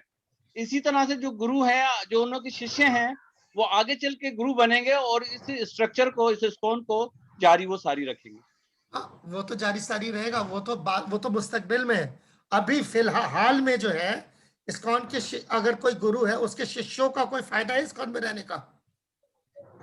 मुस्तकबिल की बात बाद में देखेंगे। प्रभु मैं अगर एक बात करूं कि इस्कॉन बहुत ज्यादा पॉपुलर है, यहाँ तक कि यहाँ पर लोकल लोग भी जो यानी हमारे हिंदू धर्म से नहीं, उनको भी इस्कॉन के बारे में अच्छी खासी नॉलेज है कि आपकी एक संस्था है इस्कॉन बहुत पॉपुलर है और पूरे विश्व भर में प्रचार कर रही है। तो इसका भी प्रभु थोड़ा सा फायदा, मैं ऐसा फायदा देख रहा हूँ कि पॉपुलरिटी के, यार आप एक ऐसी संस्था से जुड़े हुए कि जो पूरी दुनिया में प्रचार कर रही है। पॉपुलरिटी के लिहाज से तो है, पॉपुलरिटी के लिहाज से भी है।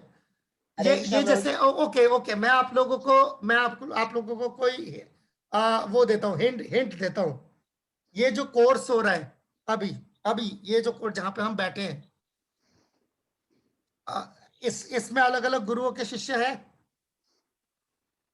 जी प्रभु हो गए, प्रभु होंगे ना? उनको कोई फायदा हो रहा है इस कोर्स का? बिल्कुल प्रभु। तो इस्कॉन के बाहर अगर वो गुरु और उसके शिष्य हो तो क्या ये फायदा उठा पाएंगे? नहीं प्रभु, नहीं। सिंपल। इस्कॉन का एक गुरु जो है वो अपने शिष्यों को इस्कॉन में रख के बहुत महसूस करता है कि मेरे को ज्यादा जोर लगाने की जरूरत नहीं है। जब तक मेरे शिष्य इस्कॉन के अंदर रहेंगे उनकी तालीम और तरबियत जारी रहेगी। सही है ना? उनके बहुत उसके बढ़िया उसके प्रभु, जो शिष्य हैं बिल्कुल। उनकी तालीम और तरबियत जारी और सारी रहेगी। वो सिर्फ वो सिर्फ उसकी तालीम और तरबियत के लिए वो सिर्फ मेरे पे एनएसआर नहीं है, पूरे इस्कॉन से वो फायदा उठा सकते हैं। प्रभु शायद गुरुजन तभी भी, ये भी कहते हैं कि मैं रहूं ना रहूं, मेरा शरीर रहे ना रहे, लेकिन आप लोग इस्कॉन में सदा बने रहना। उसका वजह यही है कि आप यहाँ रहेंगे तो आपको मेरी जगह कोई ना कोई और मिल जाएगा और आपका सफर जारी रहेगा। मगर अगर वो गुरु वो इस्कॉन से बाहर चला जाता है और उसके बाद जो है वो इस दुनिया से चला जाता है, तो फिर उसके जो शिष्य वो बेचारे दर दर की ठोकरें खा रहे होते हैं फिर। जी प्रभु, देखा है प्रभु, यहाँ पर ऐसा होता है। हाँ, तो ये है। तो आप वो कन्हैया प्रभु ने सवाल पूछा था, आपको जवाब मिल गया? कन्हैया प्रभु कहाँ गए? Thank you so much. ठीक है ना। तो ये आपस में ही आप लोग ये इस डिस्कशन में जो है तबादला ख्याल करेंगे तो चीजें निकल आएंगी। ठीक है। तो ये कुछ चीजें हैं। तो इस्कॉन में रहने तो गुरु जो है इस्कॉन के अंदर खुद मुख्तार नहीं है, पर खुद मुख्तार ना होने के सबके साथ काम करने के बड़े सारे फायदे हैं इस इस्कॉन। इसीलिए इस्कॉन के हर फर्द के लिए 2 अथॉरिटीज है हमेशा। ठीक है, इस्कॉन के हर फर्द के लिए हमेशा 2 अथॉरिटीज हैं। एक जिसको हम कहते हैं स्पिरिचुअल अथॉरिटी, यानी कि उसके रूहानी जो अथॉरिटी है, यानी गुरु और मैनेजरियल अथॉरिटी। ठीक है, यानी कि जीबीसी। तो इस्कॉन के हर फर्द के का ये 2 अथॉरिटी है। उसका गुरु एक अथॉरिटी है और उसका जीबीसी दूसरी अथॉरिटी है। जैसे हम इस किताब में भी ये पेपर पढ़ना निहायत ज़रूरी है। ज़रूरी क्या है ये, मतलब आप तो भी आपको पढ़ना ही होगा। इस पेपर का नाम है हार्मोनाइजिंग लाइफ। मैं एक मिनट, मैं पेपर मैं निकाल देता हूँ, एक मिनट। मुझे आपका पेपर का नंबर बताना पड़ेगा, नहीं तो ये जिस साल आया था ये पेपर, उस साल मुझे याद है जब हमारे यहाँ पंजाबी बाग मंदिर में दिल्ली में दीक्षा हो रही थी। दीक्षा होने से एक हफ्ते पहले पेपर आया था। तो यहाँ पर दीक्षा दे रहे थे उस टाइम पे गोपाल कृष्ण गोस्वामी महाराज। तो उन्होंने अपने सारे दीक्षा के जो डिसाइपल्स हैं उनके लिए छपवाया था। गेट पे एक व्यक्ति को हुआ था, एक शख्स को, कि जो भी दीक्षा के लिए अंदर घुस रहा है उसके हाथ में पहले पेपर थमाना। पहले उसको पेपर पढ़ना जरूरी है, उसके बाद में दीक्षा की बात करेंगे। यह पेपर है जो पीछे इजाफिया दिया हुआ है ना, उर्दू में आपको जो पीछे इजाफिया दिया हुआ है, इजाफा जात नहीं के बाद, हाँ, जो इजाफिया, हाँ, सर चैप्टर्स के बाद जो इजाफिया दिया हुआ है, इजाफा जात नहीं, इजाफिया, उसमें 7वां इजाफिया है। 7वां, नंबर 7।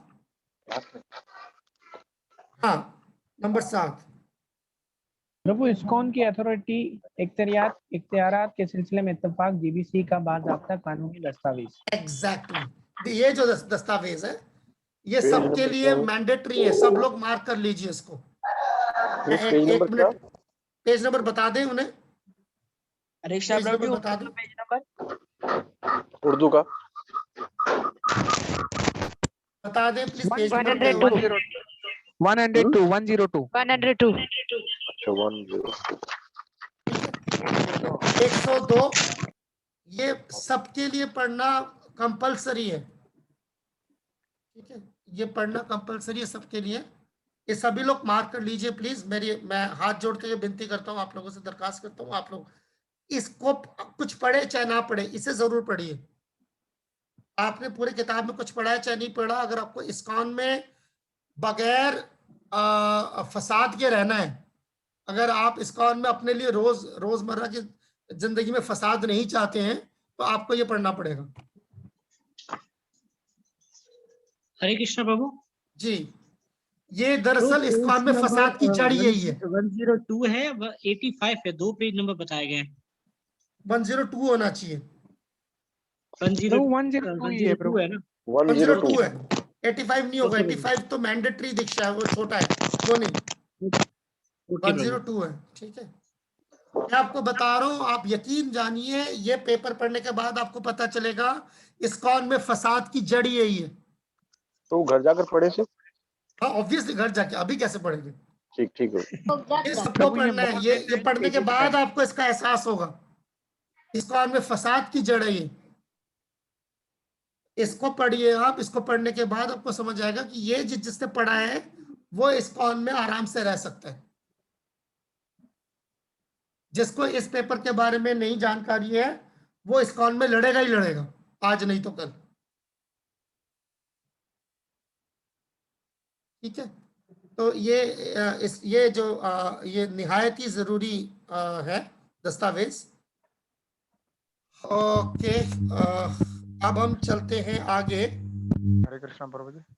जी जी, दिव्य लीला प्रभु फरमाइए। प्रभु जी थोड़ा दोहराएंगे जो आपने रिपोर्ट बताया, थोड़ा क्षमा। मैंने इसके बारे में कोई तफसीली चीजें नहीं बताई है अभी, मैंने अभी तफसील नहीं दी है।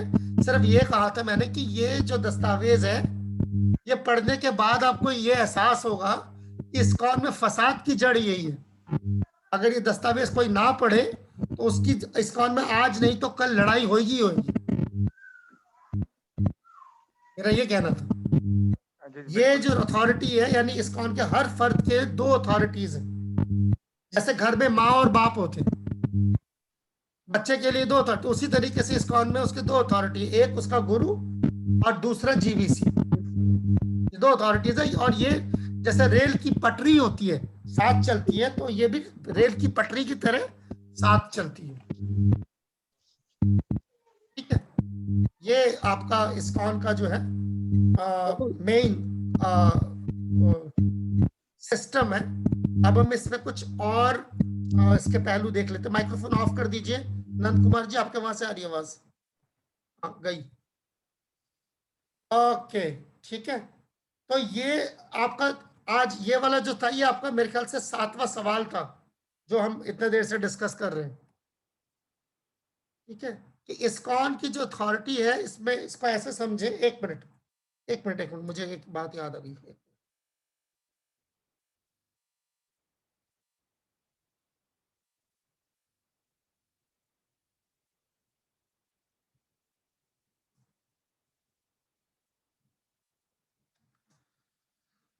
हाँ पहुंच गए। तरीका, ओह फाइल ही गलत खुल गई है, सॉरी। एक मिनट, मैं दोबारा फाइल गलत खोल दी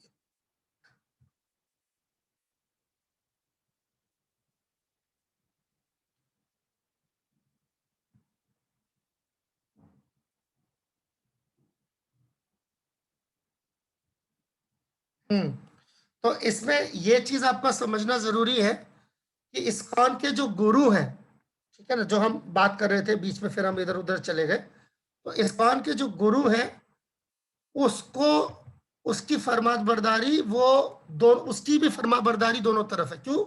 क्योंकि वो भी पहले इस्कॉन का शिष्य है, बाद में कुछ और है ना। गुरु पहले शिष्य है, तो शिष्य का हर शिष्य के दो अथॉरिटीज है, एक जीबीसी, दूसरा उसके गुरु। तो अगर इस्कॉन के अंदर कोई गुरु भी है तो उसके भी दो अथॉरिटीज है, श्रील प्रभुपाद एक तरफ और जीबीसी दूसरी तरफ। तो उसको दोनों के साथ बराबरी से चलना पड़ेगा। ठीक है, तो इसीलिए ये देखें कि ये दोनों जो है आपस में एक दूसरे को भिड़ाए नहीं, है ना। कि मान लीजिए मान लीजिए कि मेरा जो टेम्पल प्रेसिडेंट है, ठीक है, मैं आपको एक आध इसके जो है एग्जाम्पल दे रहा हूं, आपकी जिंदगी आसान बन जाएगी। मैं आपको एक एग्जाम्पल दे रहा हूं उसके। एक मिनट, यहाँ तो बहुत सारे चैट आए हुए हैं। इतने सारे चैट क्या आया हुआ है? कोई सवाल तो नहीं है ना? नो प्रभु, ये बस ऐसे ही वो इंफॉर्मेशन डाल दें, सवाल नहीं है। अच्छा, ज्यादा शिष्य बनाना, गुरु की सेवा करना, अच्छा ये वो तब जब हम बात कर रहे थे। ठीक है, ओके। तो जो हम बात, जैसे अब मान लीजिए आपके वहां का जो इलाकाई जो प्रेसिडेंट है, ठीक है ना, उसने आपको ये सेवा दी। मान लीजिए कि जाइए आप जो हमारे सेंटर यहाँ पर जो नया मंदिर बनने वाला है, ठीक है, तो इसके लिए जाइए, आप लोगों से चंदा मांगिए, ठीक है, ये सेवा मिली है आपको। अब आप क्या करें, अब आप जाएं अपने गुरु के पास, ठीक है, और गुरु को जाके बोले, गुरु जी ये टेम्पल प्रेसिडेंट ने हमें ऐसी सेवाएं दे रखी है कि हमारा तो 16 माला करना मुश्किल हो गया, ठीक है। और उसके बाद क्या होगा, उसके बाद क्या होगा? यस रुक्मिणी प्रभु, रुक्मिणी प्रभु क्या होगा प्रभु? हाँ, दोनों में झगड़ा होगा किनके बीच में?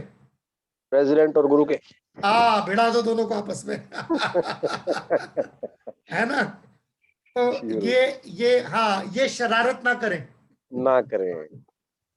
ठीक है ना, ये शरारत ना करें कि ये शिष्यों की तरफ से, या उल्टा हो, गुरु ने आपको बोला कि भाई आप इतने ढीले ढाले हो, आप क्या कहते हैं ज्यादा पढ़ाई किया करो, आप प्रभुपाद की किताबें दिन में 2 घंटे या 3 घंटे पढ़ो, ठीक है।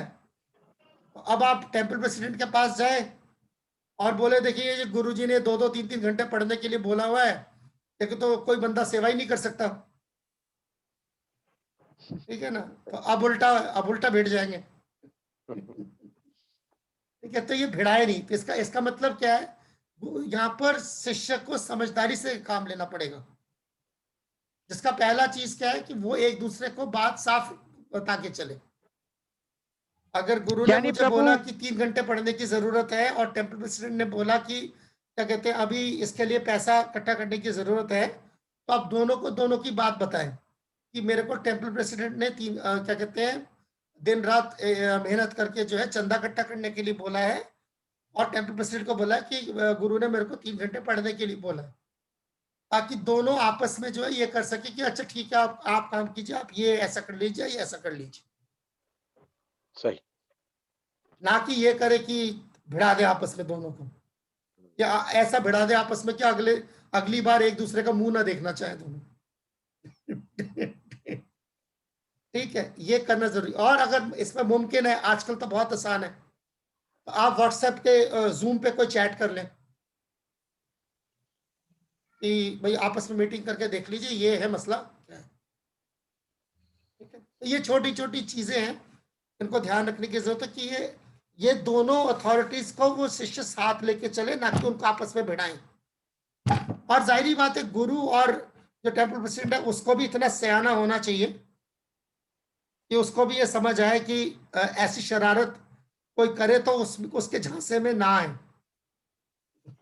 दोनों तरफ से।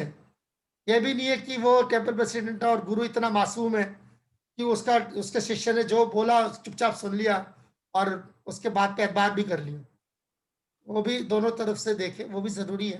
कहने का मतलब ये है कि इस्कॉन के 2 अथॉरिटीज है, यानी कि ये जो अंडरस्टैंडिंग है। अच्छा चलिए, अब हम एक बहुत दिलचस्प, इतना बोलने के बाद मैं एक दिलचस्प एक्सरसाइज करेंगे, और मेरा पूरा यकीन है इस एक्सरसाइज के बाद, एक मिनट मैं देखता हूँ वो एक्सरसाइज आज ही है कि आगे है, शायद वो एक्सरसाइज आगे है।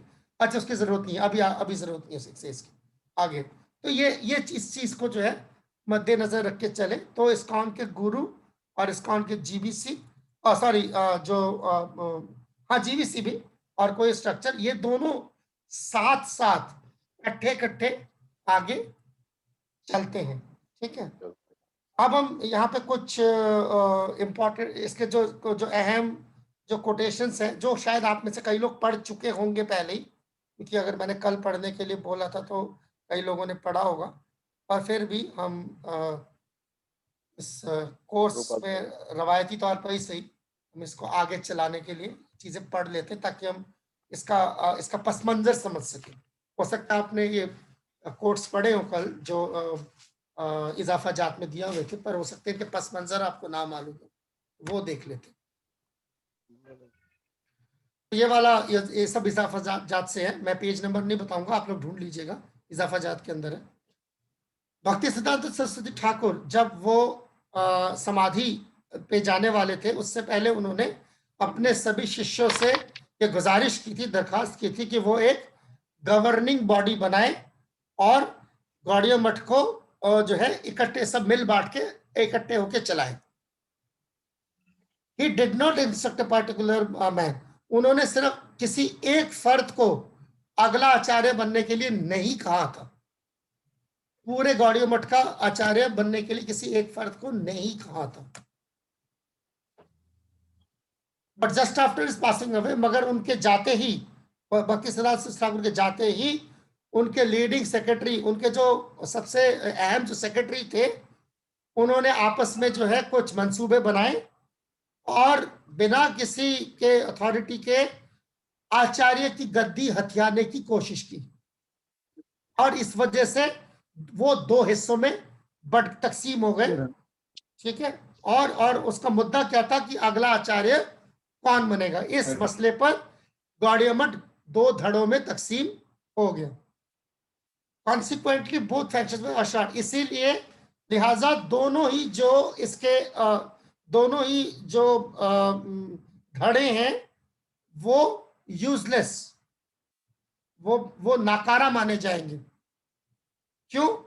क्योंकि उनके पास कोई अथॉरिटी नहीं थी, क्योंकि उन्होंने अपने गुरु के आज्ञा को नहीं माना, उसकी खिलाफ वर्जी करी। तो ये हिस्ट्री है। और देखिए, ये प्रभुपाद चैतन्य चरितामृत में लिख रहे, ये कोई जाती गुफ्तगू में नहीं बताया, प्रभुपाद ने लिख के दिया है। बहुत बड़ी बात है किसी किताब में लिखना, इसका मतलब है कि आने वाली नस्लें पढ़ेंगी उस चीज को। ये कोई छोटी मोटी बात नहीं है। प्रभुपाद अक्सर कहा करते थे कि अगर आप जबान से कुछ भी बोल सकते, कोई भी उल जलूल बकवास कर सकते हैं, पर कभी भी चीज को लिख के मत देना। लिख के दोगे का मतलब है फिर बस आपको उसको उस पर अमल दरामद करना पड़ेगा, आपको उसकी जिम्मेदारी लेनी पड़ेगी। तो प्रभुपाद ने इतनी बड़ी बात जो है गौड़िया मठ की लिख के दी। क्यों? क्योंकि ये तारीख का हिस्सा है, और ताकि ये तारीख का हिस्सा बना रहे और इस तारीख को हम भूले नहीं कि अगर यही हिमाकत हमने करी तो इस्कॉन भी टूट जाएगा। क्योंकि प्रभुपाद ने अपने सामने गौड़िया मठ टूटते हुए देखा। प्रभुपाद गौड़िया मठ के साथ उन्होंने टूटते हुए देखा। क्यों? क्योंकि जब दो क्या कहते हैं, इस गौड़िया मठ जो है दो धड़ों में तकसीम हो गया, क्योंकि और दोनों जो है बराबर के गुनहगार है। प्रभुपाद ने दोनों धड़ों को बराबर का गुनहगार समझा, क्योंकि दोनों ने खिलाफ वर्जी करी। इसमें यह नहीं है एक सही है दूसरा गलत है, दोनों गलत है। ठीक है, तो ये गौड़िया मठ की ये हिस्ट्री है, तो ये पस मंजर में ये जानना जरूरी था। तो इसी वजह से हम बहुत ज्यादा इस पे मुतमईन नहीं होते कि आप इस्कॉन के बाहर जाकर जो है किसी से जो है शिक्षा लें। जो कल बात हो रही थी, पूछा भी गया था, तो खास तौर पे गौड़िया मठ से, क्योंकि आप देख सकते हैं कि गौड़िया मठ का इस मामले में जो है तजुर्बा अच्छा नहीं रहा है। तो देखिए, एक बात इसमें समझने की जरूरत ये है, जब हम इस पूरे मसले को समझ रहे हैं, जैसे घर में जब हम रहते हैं तो माँ बाप होते हैं, तो माँ बाप के बीच में भी कई बार जो है किसी न किसी चीज को लेके जो है इख्तिलाफ राय हो सकता है। ठीक है ना? तो ऐसा हो सकता है कि इस्कॉन में भी कई बार इस्कॉन के गुरुओं के दरमियान या इस्कॉन के गुरु और जीबीसी के दरमियान इख्तिलाफ राय हो किसी मसले को लेकर, जैसे घर में होता है। तो उसी तरीके से गुरुओं के साथ भी हो सकता है कि एक गुरु जो है दूसरे गुरु के बात से इत्तेफाक ना रखता हो, या किसी मसले पर जीबीसी के साथ भी उनके कुछ इख्तिलाफ हो। तो उस वक्त जो है जो शिष्य है उसको बहुत जो है समझदारी से काम लेने की जरूरत है। उस वक्त बेवकूफ़ी होगी वो कि वो एक फौरन जो है किसी नतीजे पे पहुंच जाए और किसी एक साइड को चुन ले। तो उसको भी जो है दोनों के बातों को सुन के और फिर उसके बाद जो है दानिशमंदी के साथ कोई फैसला करना पड़ेगा। तो ये उसके दानिशमंदी का सबूत होगा। जैसे घर में होता है, जैसे मैं बार बार बता रहा हूँ, घर में माँ और बाप के बीच में इख्तिलाफ राय हो सकती है, तो इसका मतलब ये नहीं है कि आप किसी एक की साइड ले ले और दूसरे का एहतराम करना ही छोड़ दे। तो इन चीजों को समझने के लिए ये जरूरी है। तो इसीलिए ये मैंने ये वाला प्रभुपाद का पॉइंट भी रखा कि गौड़िया मठ खासतौर पर जैसे हम जानते हैं, या इस तरीके से जो इस्कॉन के बाहर जो ऑर्गेनाइजेशंस हैं, उनको इस्कॉन जैसा तजुर्बा नहीं है, ना ही उनको ये मालूम है कि इस्कॉन कैसे काम करता है। तो इसीलिए उनके लिए इस्कॉन के बारे में सही राय देना और इस्कॉन के शिष्य को सही राह दिखाना, उनकी रहनुमाई करना आसान नहीं होगा। आप समझ पा रहे? जैसे आज आपने ये वाला जो स्ट्रक्चर देखा, आपका क्या ख्याल है कितने ऑर्गेनाइजेशंस के पास ऐसा स्ट्रक्चर है? क्या ख्याल है आप लोगों का? क्या और ऑर्गेनाइजेशंस ऐसे स्ट्रक्चर पे काम करती हैं? उनका तजुर्बा है ऐसे स्ट्रक्चर्स पे काम करने का? नहीं प्रभु जी, किसी का नहीं, हमने कहीं नहीं देखा। तो अगर वो खुद ऐसे स्ट्रक्चर्स में उनको काम करने का तजुर्बा हासिल नहीं है, तो वो आपको जो इस ऑर्गेनाइजेशन का हिस्सा है सही रहनुमाई कैसे दे सकते हैं? ये तो आपको भी आज पता लगा ये इस्कॉन ऐसे काम करता है। तो जो इस्कॉन का हिस्सा ही नहीं है, वो कैसे आप जाके उनसे पूछेंगे कि मुझे जीबीसी की बात माननी चाहिए कि गुरु की बात माननी चाहिए? वो तो बगैर सोचे समझे बोल देंगे गुरु की बात माननी चाहिए। उनको तो नहीं पता ना यहाँ पर इस्कॉन के अंदर गुरु जीबीसी के मातहत काम करते हैं। आप समझ रहे बात को? तो ये बहुत ही नाजुक मामला है। इस्कॉन कैसे चलता है और इस्कॉन के अंदर की जो बारीकियां हैं, वो इस्कॉन के ही कोई जो तालीम याफ्ता और जो मैच्योर लोग हैं वो बता सकते, जो ज़हीन है वो बता सकते हैं। और कोई भी ऐरा गहरा नथु कहरा नहीं बता सकता। इसीलिए इस्कॉन के डिसाइपल्स से, जो इस्कॉन के जो शिष्य हैं, उनसे यही तवक्कु की जाती है, उनसे यही हमारी इल्तिजा है कि वो अपनी तालीम और तरबियत के लिए और इंस्पिरेशन के लिए भी इस्कॉन के अंदर जो है ढूंढे तो बेहतर होगा। और इस्कॉन में बहुत लोग हैं, इस्कॉन में बेशुमार भक्त हैं। ऐसा नहीं है कि इस्कॉन के करोड़ों भक्तों में से एक भी ऐसा भक्त नहीं होगा जो आपको इंस्पायर कर सके।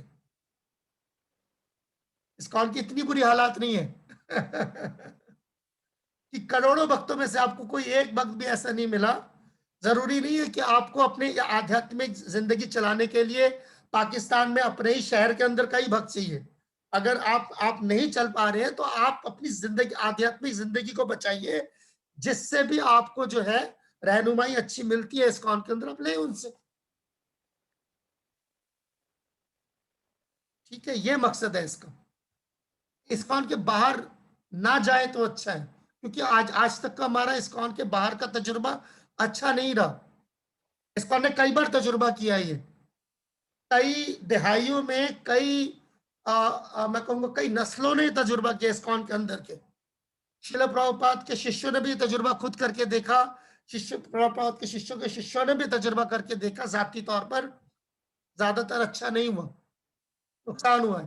वो हर तजुर्बे के बाद यही निकल के आता है, इस्कॉन को नुकसान होता है।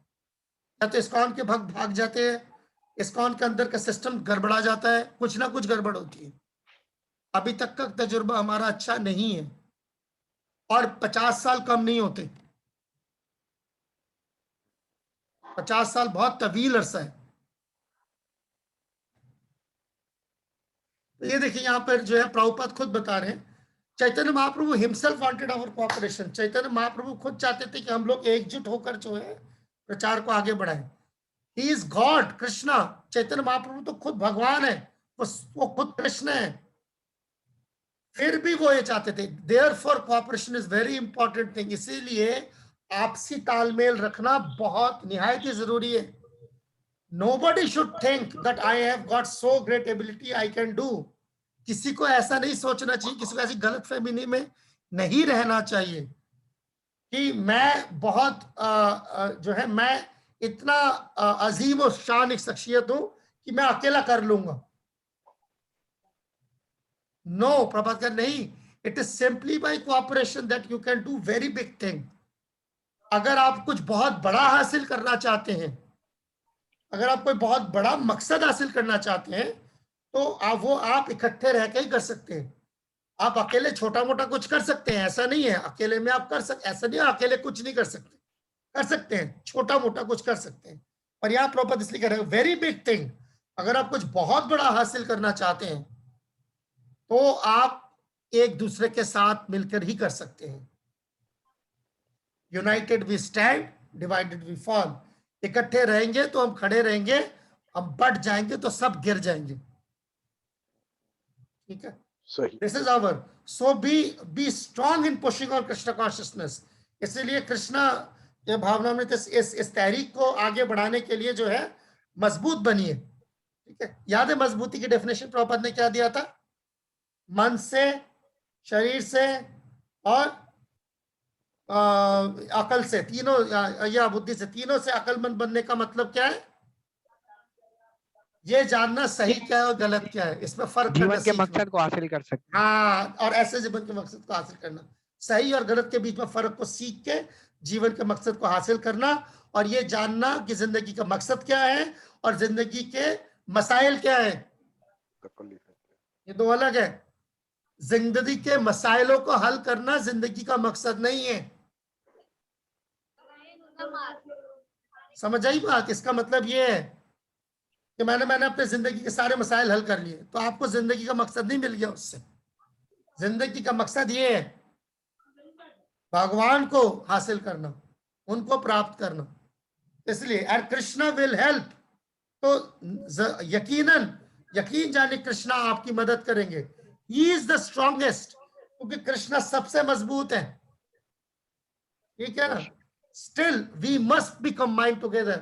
फिर भी हालांकि कृष्णा सबसे ज्यादा ताकतवर हैं, सबसे ज्यादा मजबूत हैं, फिर भी हमें इकट्ठे रहने की जरूरत है इस मकसद को हासिल करने के लिए। ठीक है, तो इकट्ठे रहने का मकसद क्या है? जिंदगी के मकसद को हासिल करना, कृष्णा को हासिल करना। इकट्ठे रहना अपने आप में मकसद नहीं है। हम सब क्या है, सारे इकट्ठे हैं और इकट्ठे जहन्नुम जा रहे हैं। ये मकसद नहीं है।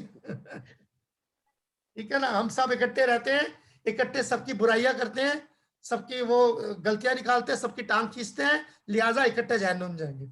ये मकसद नहीं है। इकट्ठा रहने का मकसद है इकट्ठे जिंदगी के मकसद को हासिल करना, कृष्ण को हासिल करना। ठीक है, ओके। हरे कृष्ण प्रभु, हरे कृष्ण। एक्सेप्ट, बस मुझे एक बार ये बात मुकम्मल कर लेने दीजिए। शशि जी मैं आ रहा हूँ, हो गया मेरा ऑलमोस्ट। अब मैं आ रहा हूँ, मेरे पास 10 मिनट होंगे शायद। Those who accept the service of Diksha Guru or Shiksha Guru in ISKCON are required to be exemplary। ये देखिए, याद रखिए, बहुत जोर देके, ये जीबीसी का स्टेटमेंट है। जो ISKCON के अंदर दीक्षा गुरु या शिक्षा गुरु की सेवा उठाते हैं, ISKCON के बाहर कुछ भी हो सकता है, पर जहां तक ISKCON का सवाल है, ISKCON के मातहत जो दीक्षा गुरु या शिक्षा गुरु की सेवा उठाते हैं, यानी कि जो यहां पर है, ये जो यहां है, ये है, चाहे वो दीक्षा गुरु है चाहे शिक्षा गुरु है, यहां पर है। ठीक है ना? इसके नीचे है। तो जो ये करते हैं are required to be exemplary in representing Srila Prabhupada's teachings in their words and personal behavior। तो उनको जो है श्रील प्रभुपाद के जो हिदायत है, तो उस पे खुद अमल करना और उसके बहुत अच्छे एग्जाम्पल बनना की जरूरत है। ठीक है। द शिक्षा गुरु give spiritual instruction on behalf and on inspiration on behalf of Srila Prabhupada and our Guru परंपरा। ये सोने के अक्षर में लिख के रखे अपने पास। इस्कॉन में जो शिक्षा दे रहे हैं, चाहे आगे दीक्षा गुरु का भी आएगा, चाहे दीक्षा दे रहा है, वो ये प्रभुपाद की सेवा के तौर पे करता है, खुद नहीं करता वो कि मैं शिक्षा दे रहा हूं। मैं आपको कोई शिक्षा नहीं दे रहा, मैं प्रभुपाद की सेवा कर रहा हूं, आपको शिक्षा मिल रही है। समझे बात आप? आपका शिक्षा गुरु इस्कॉन के अंदर आपको शिक्षा नहीं देता, वो प्रभुपाद की सेवा कर रहा होता है, आपको शिक्षा मिल रही होती है।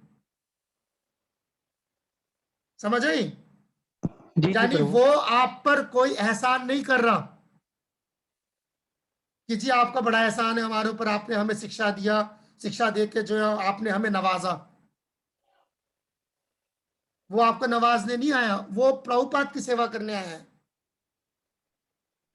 तो किसी शिक्षा गुरु को ये गलत फहमी ना हो कि वो दूसरों को शिक्षा देके उसमें बहुत एहसान कर रहे हैं। वो प्रभुपाद की सेवा कर रहे हैं, ये सामने साफ लिखा हुआ है, ऑन बिहाफ ऑफ प्रभुपाद और गुरु परंपरा। प्रभुपाद और गुरु परंपरा, साथ में गुरु परंपरा भी, पूरी गुरु परंपरा की सेवा कर रहा है वो आपकी सेवा करने नहीं आया, वो आपका खादिम नहीं है।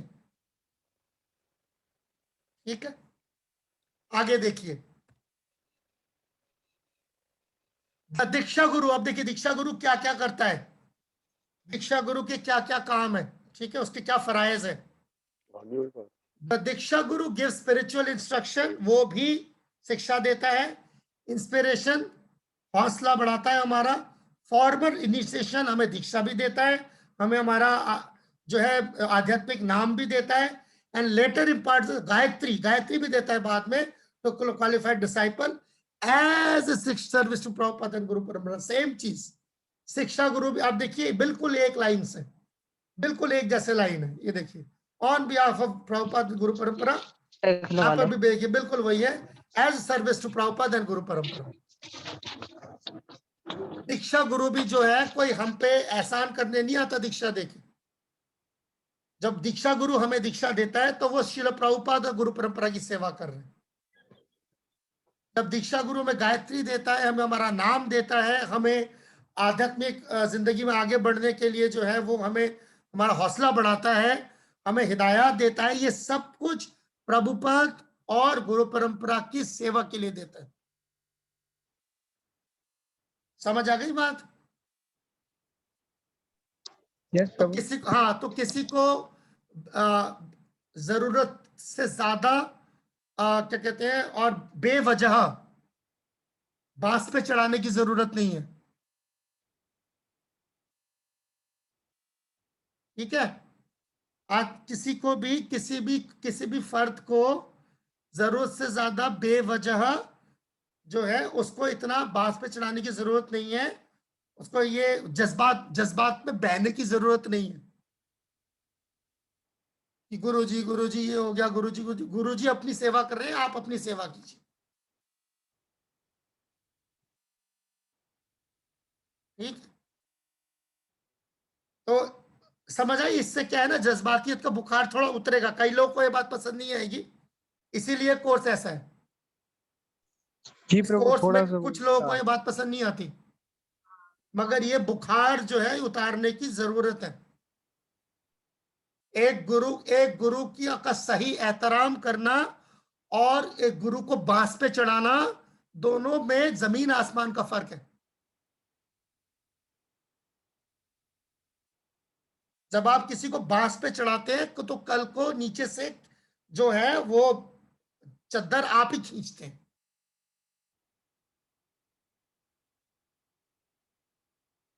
ठीक है ना, तो इसीलिए ये मकसद नहीं है इसका।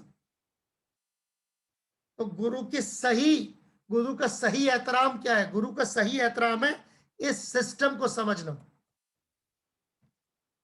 इस सिस्टम को समझना। यह गुरु की सबसे बड़ी सेवा है, इस सिस्टम के हिसाब से चलना। इससे गुरु खुश होंगे।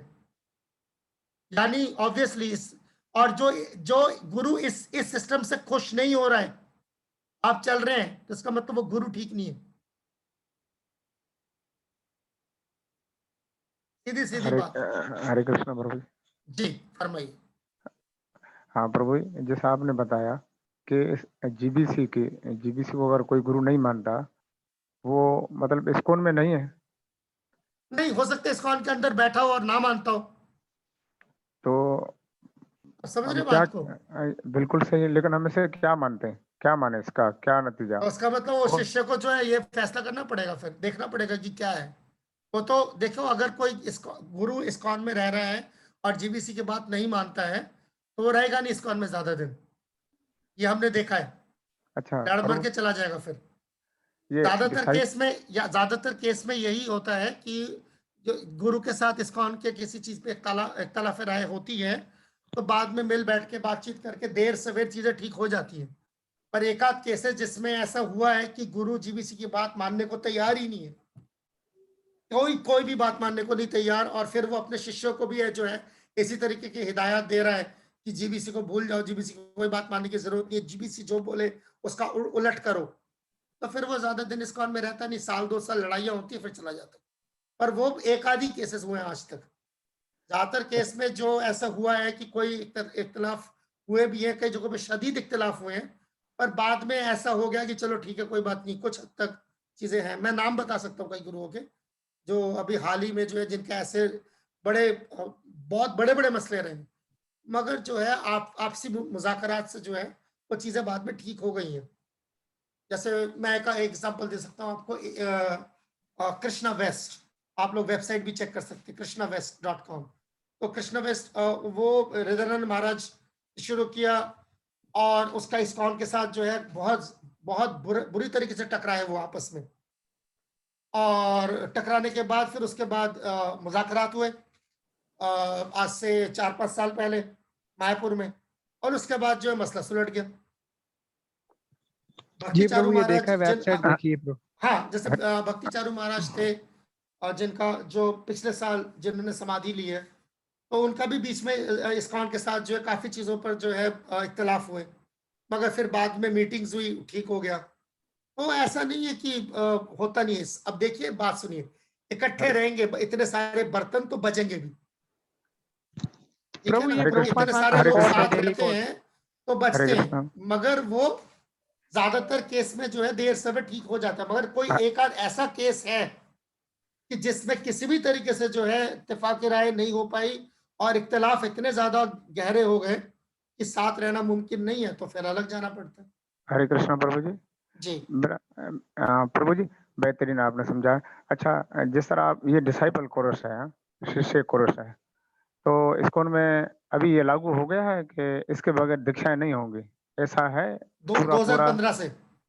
अच्छा, ये पूरा जो हमारे मौजूदा आचार्य हैं, जो आपने बताया कि अभी इसकी खिलाफ वर्जी भी होती है। अच्छा, यानी कि वो पूरा इसको फॉलो कर रहे हैं इस्कॉन के सब गुरु जो हैं? मैंने कहा ना, इसकी भी खिलाफ वर्जी होती है, मैं कह तो रहा हूँ। अच्छा, इसकी भी खिलाफ वर्जी होती है, इधर उधर छुटपुट जो है वाकयात होते हैं कि इसकी खिलाफ वर्जी हुई है, होती है इसकी खिलाफ वर्जी, मगर उतना नहीं है। मोर देन 90% केसेस में खिलाफ वर्जी नहीं होती। मैं कहूंगा 95% केसेस में खिलाफ वर्जी नहीं होती, 4-5% केस में खिलाफ वर्जी होती है। अच्छा बरो है, एक आध जगह पे होती है। तो मतलब दीक्षाएं से डिसाइबल कोर्स के बगैर भी हो रही हैं, वो गुरु दे रहे हैं। क्या कह रहा हूँ, कुछ केसेस में है ऐसा, अभी बहुत कम है पर है। मुझे अंदाजा है कि कहाँ कुछ जगहों पे होती है, तो कुछ का मुझे अंदाजा है, जहाँ से खबर मिलती है वहाँ का पता लग जाता है देर सवेर। अच्छा, जैसा आपने बताया कि जीबीसी वो जो है सारी चीज को कंट्रोल कर रही है, और जीबीसी ने डिसाइबल कोर्स लागू किया है, तो फिर ऐसा क्यों, ऐसा दो तरफा बात क्यों हो रही है? तभी तो मैं कह रहा हूँ ना कि देखो, अब जब उसकी शिकायत जाएगी, फिर शिकायत जाती है। मैं क्षमा करना प्रभु, मैं आपसे क्षमा करना, क्योंकि नहीं क्षमा करने कुछ नहीं, खुल के बात कीजिए। हाँ, मैं आपसे मेरा और आपका फायदा क्या है पता है? जी जी, फायदा ये ना आप गुरु है ना मैं जीबीसी हूँ, खुल के बात कर सकते हैं। अच्छा, मैं ये कहना चाह रहा था कि जैसा सपोज में नाम तो किसी का नहीं लेंगे हम यहाँ पर, ठीक है। तो सपोज जैसा आप और हम लगा लें, तो आप भी दीक्षा लेना चाहते हैं, मैं भी दीक्षा लेना चाहता हूँ। आपने कोर्स किया हुआ है, एक ही टेम्पल में रहते हैं, मुझे कोई परवाह नहीं, लेकिन दीक्षा मुझे आपसे पहले मिलती है। हाँ। तो ये दोनों स्कूल में ही रह रहे हैं, तो इसकी ये तो गड़बड़ है। तो यहाँ तो लागू सब पे तो सही। अब आप बताइए क्या करें। अब तो इस्कॉन देखिए, एक बात समझिए, इस्कॉन में कवानीन तो हैं, ठीक है ना। जैसे आप लोगों को उस दिन पता लगा इस्कॉन के लॉ, जैसे अभी आप लोग पढ़ रहे हैं, इस्कॉन के अंदर कवानीन तो हैं, मगर कवानीन को लागू करने के लिए कोई पुलिस या फौज नहीं है। समझ रहे, इस्कॉन के अंदर कवानीन है, मगर कवानीन को लागू करने के लिए पुलिस या फौज नहीं है। इस्कॉन के कवानीन को लागू करने का एक ही तरीका है कि हम लोगों को तालीम और तरबियत दें, और फिर ये उनके ऊपर छोड़ें कि उनका ईमान कितना जागा उसके बाद। बेहतरीन बस, बेहतरीन। क्योंकि और कोई तरीका नहीं है। अगर हम इस्कॉन के अंदर ये शुरू करेंगे ना कि जहां पर अदालत लगने लग जाए और ये फैसला हो कि कौन सही है कौन गलत है और लिहाजा किसको सजा देनी चाहिए, तो फिर ये भी होगा कि इस्कॉन में से किस किस को निकालना चाहिए, सबको निकाल दो फिर। हाँ, फिर भक्ति को छोड़ के प्रभु ये काम करते रहे। हाँ, तो ये भी है, और ये इसलिए मुमकिन नहीं है क्योंकि प्रभुपाद ने इस्कॉन को इस तरह नहीं बनाया। इस्कॉन को अगर आप देखेंगे, इस्कॉन की जो बनावट है, प्रभुपाद ने जो इस्कॉन का जो इसकी जो बुनत है तो प्रभुपाद ने बनाई थी, वो इस तरीके से थी कि ये ब्राह्मणों के लिए हो, यानी कि जो ज़हीन हो, इसमें ज़हीन लोग पैदा हो। इस्कॉन उसको लिए नहीं है कि क्या कहते हैं, ये तू महमा करने के लिए बनाए इसको और उसके बाद यही शुरू हो जाएगा, फिर गुटबाजी हो, ठीक है ना, फिर तो सब कुछ होगा ना। फिर तो कल आपको पता चले रातों रात जो है तख्ता पलट हो गया। ये टेम्पल प्रेसिडेंट था, रातों रात ये रहा ही नहीं, उसको उठा के बाहर फेंक दिया, ठीक है। फिर वो कोई और है, उसको उठा के बाहर फेंक दिया, तो फिर ये इस्कॉन नहीं रहेगा, अंदर से टूट जाएगा। तो इसीलिए जो है इसके लिए, और देखिए मेरा अपना, हालांकि इसका मैं आपको एक जवाब जरूर दूं जी प्रभु। ये मुझे 20-21 साल अब हो गए, 20+ साल हो गए इस्कॉन में, और मैंने देखा इस्कॉन में बचता कोई नहीं है। इस तरह के जो गुनाह होते हैं ना, इस तरह की जो बदमाशियां होती हैं, खासतौर जैसे आपने बताया कि एक कोर्स कर रहा है, दूसरा बगैर कोर्स करे, यानी कि या मैं इसी कोर्स के दरमियान आपको बता देता हूँ बात, ये कोर्स का पेपर है, जैसे आप सब पेपर देंगे जी प्रभु, तो कई लोगों ने पेपर में नकल मारी होती है, जी प्रभु, नकल मार के पास। तो आप मुझे बात बताइए, जिस गुरु से दीक्षा लेने के लिए से पहले आप इतना झूठ बोल सकते हैं, गुरु से दीक्षा लेने के बाद क्या करेंगे उस गुरु के साथ आप? उसके बाद तो बहुत गड़बड़ हो जाए। आप समझ रहे बात को? जी प्रभु। तो जिस गुरु से दीक्षा लेने के लिए आप किसी भी हद तक जा सकते हैं, यहाँ तक गिर गए हैं, उसके बाद कहाँ तक गिरेंगे? तो इसीलिए ये इसके लिए वक्त की तरफ देखें, वक्त कोई फैसला करने दे, और आप देखेंगे आप कभी गलत साबित नहीं होंगे। After all, at the end of the day, ये याद रखिएगा, इस्कॉन के सर पे वो टेढ़े टांग वाला है, टेढ़े टांग वाला लात मारेगा बस।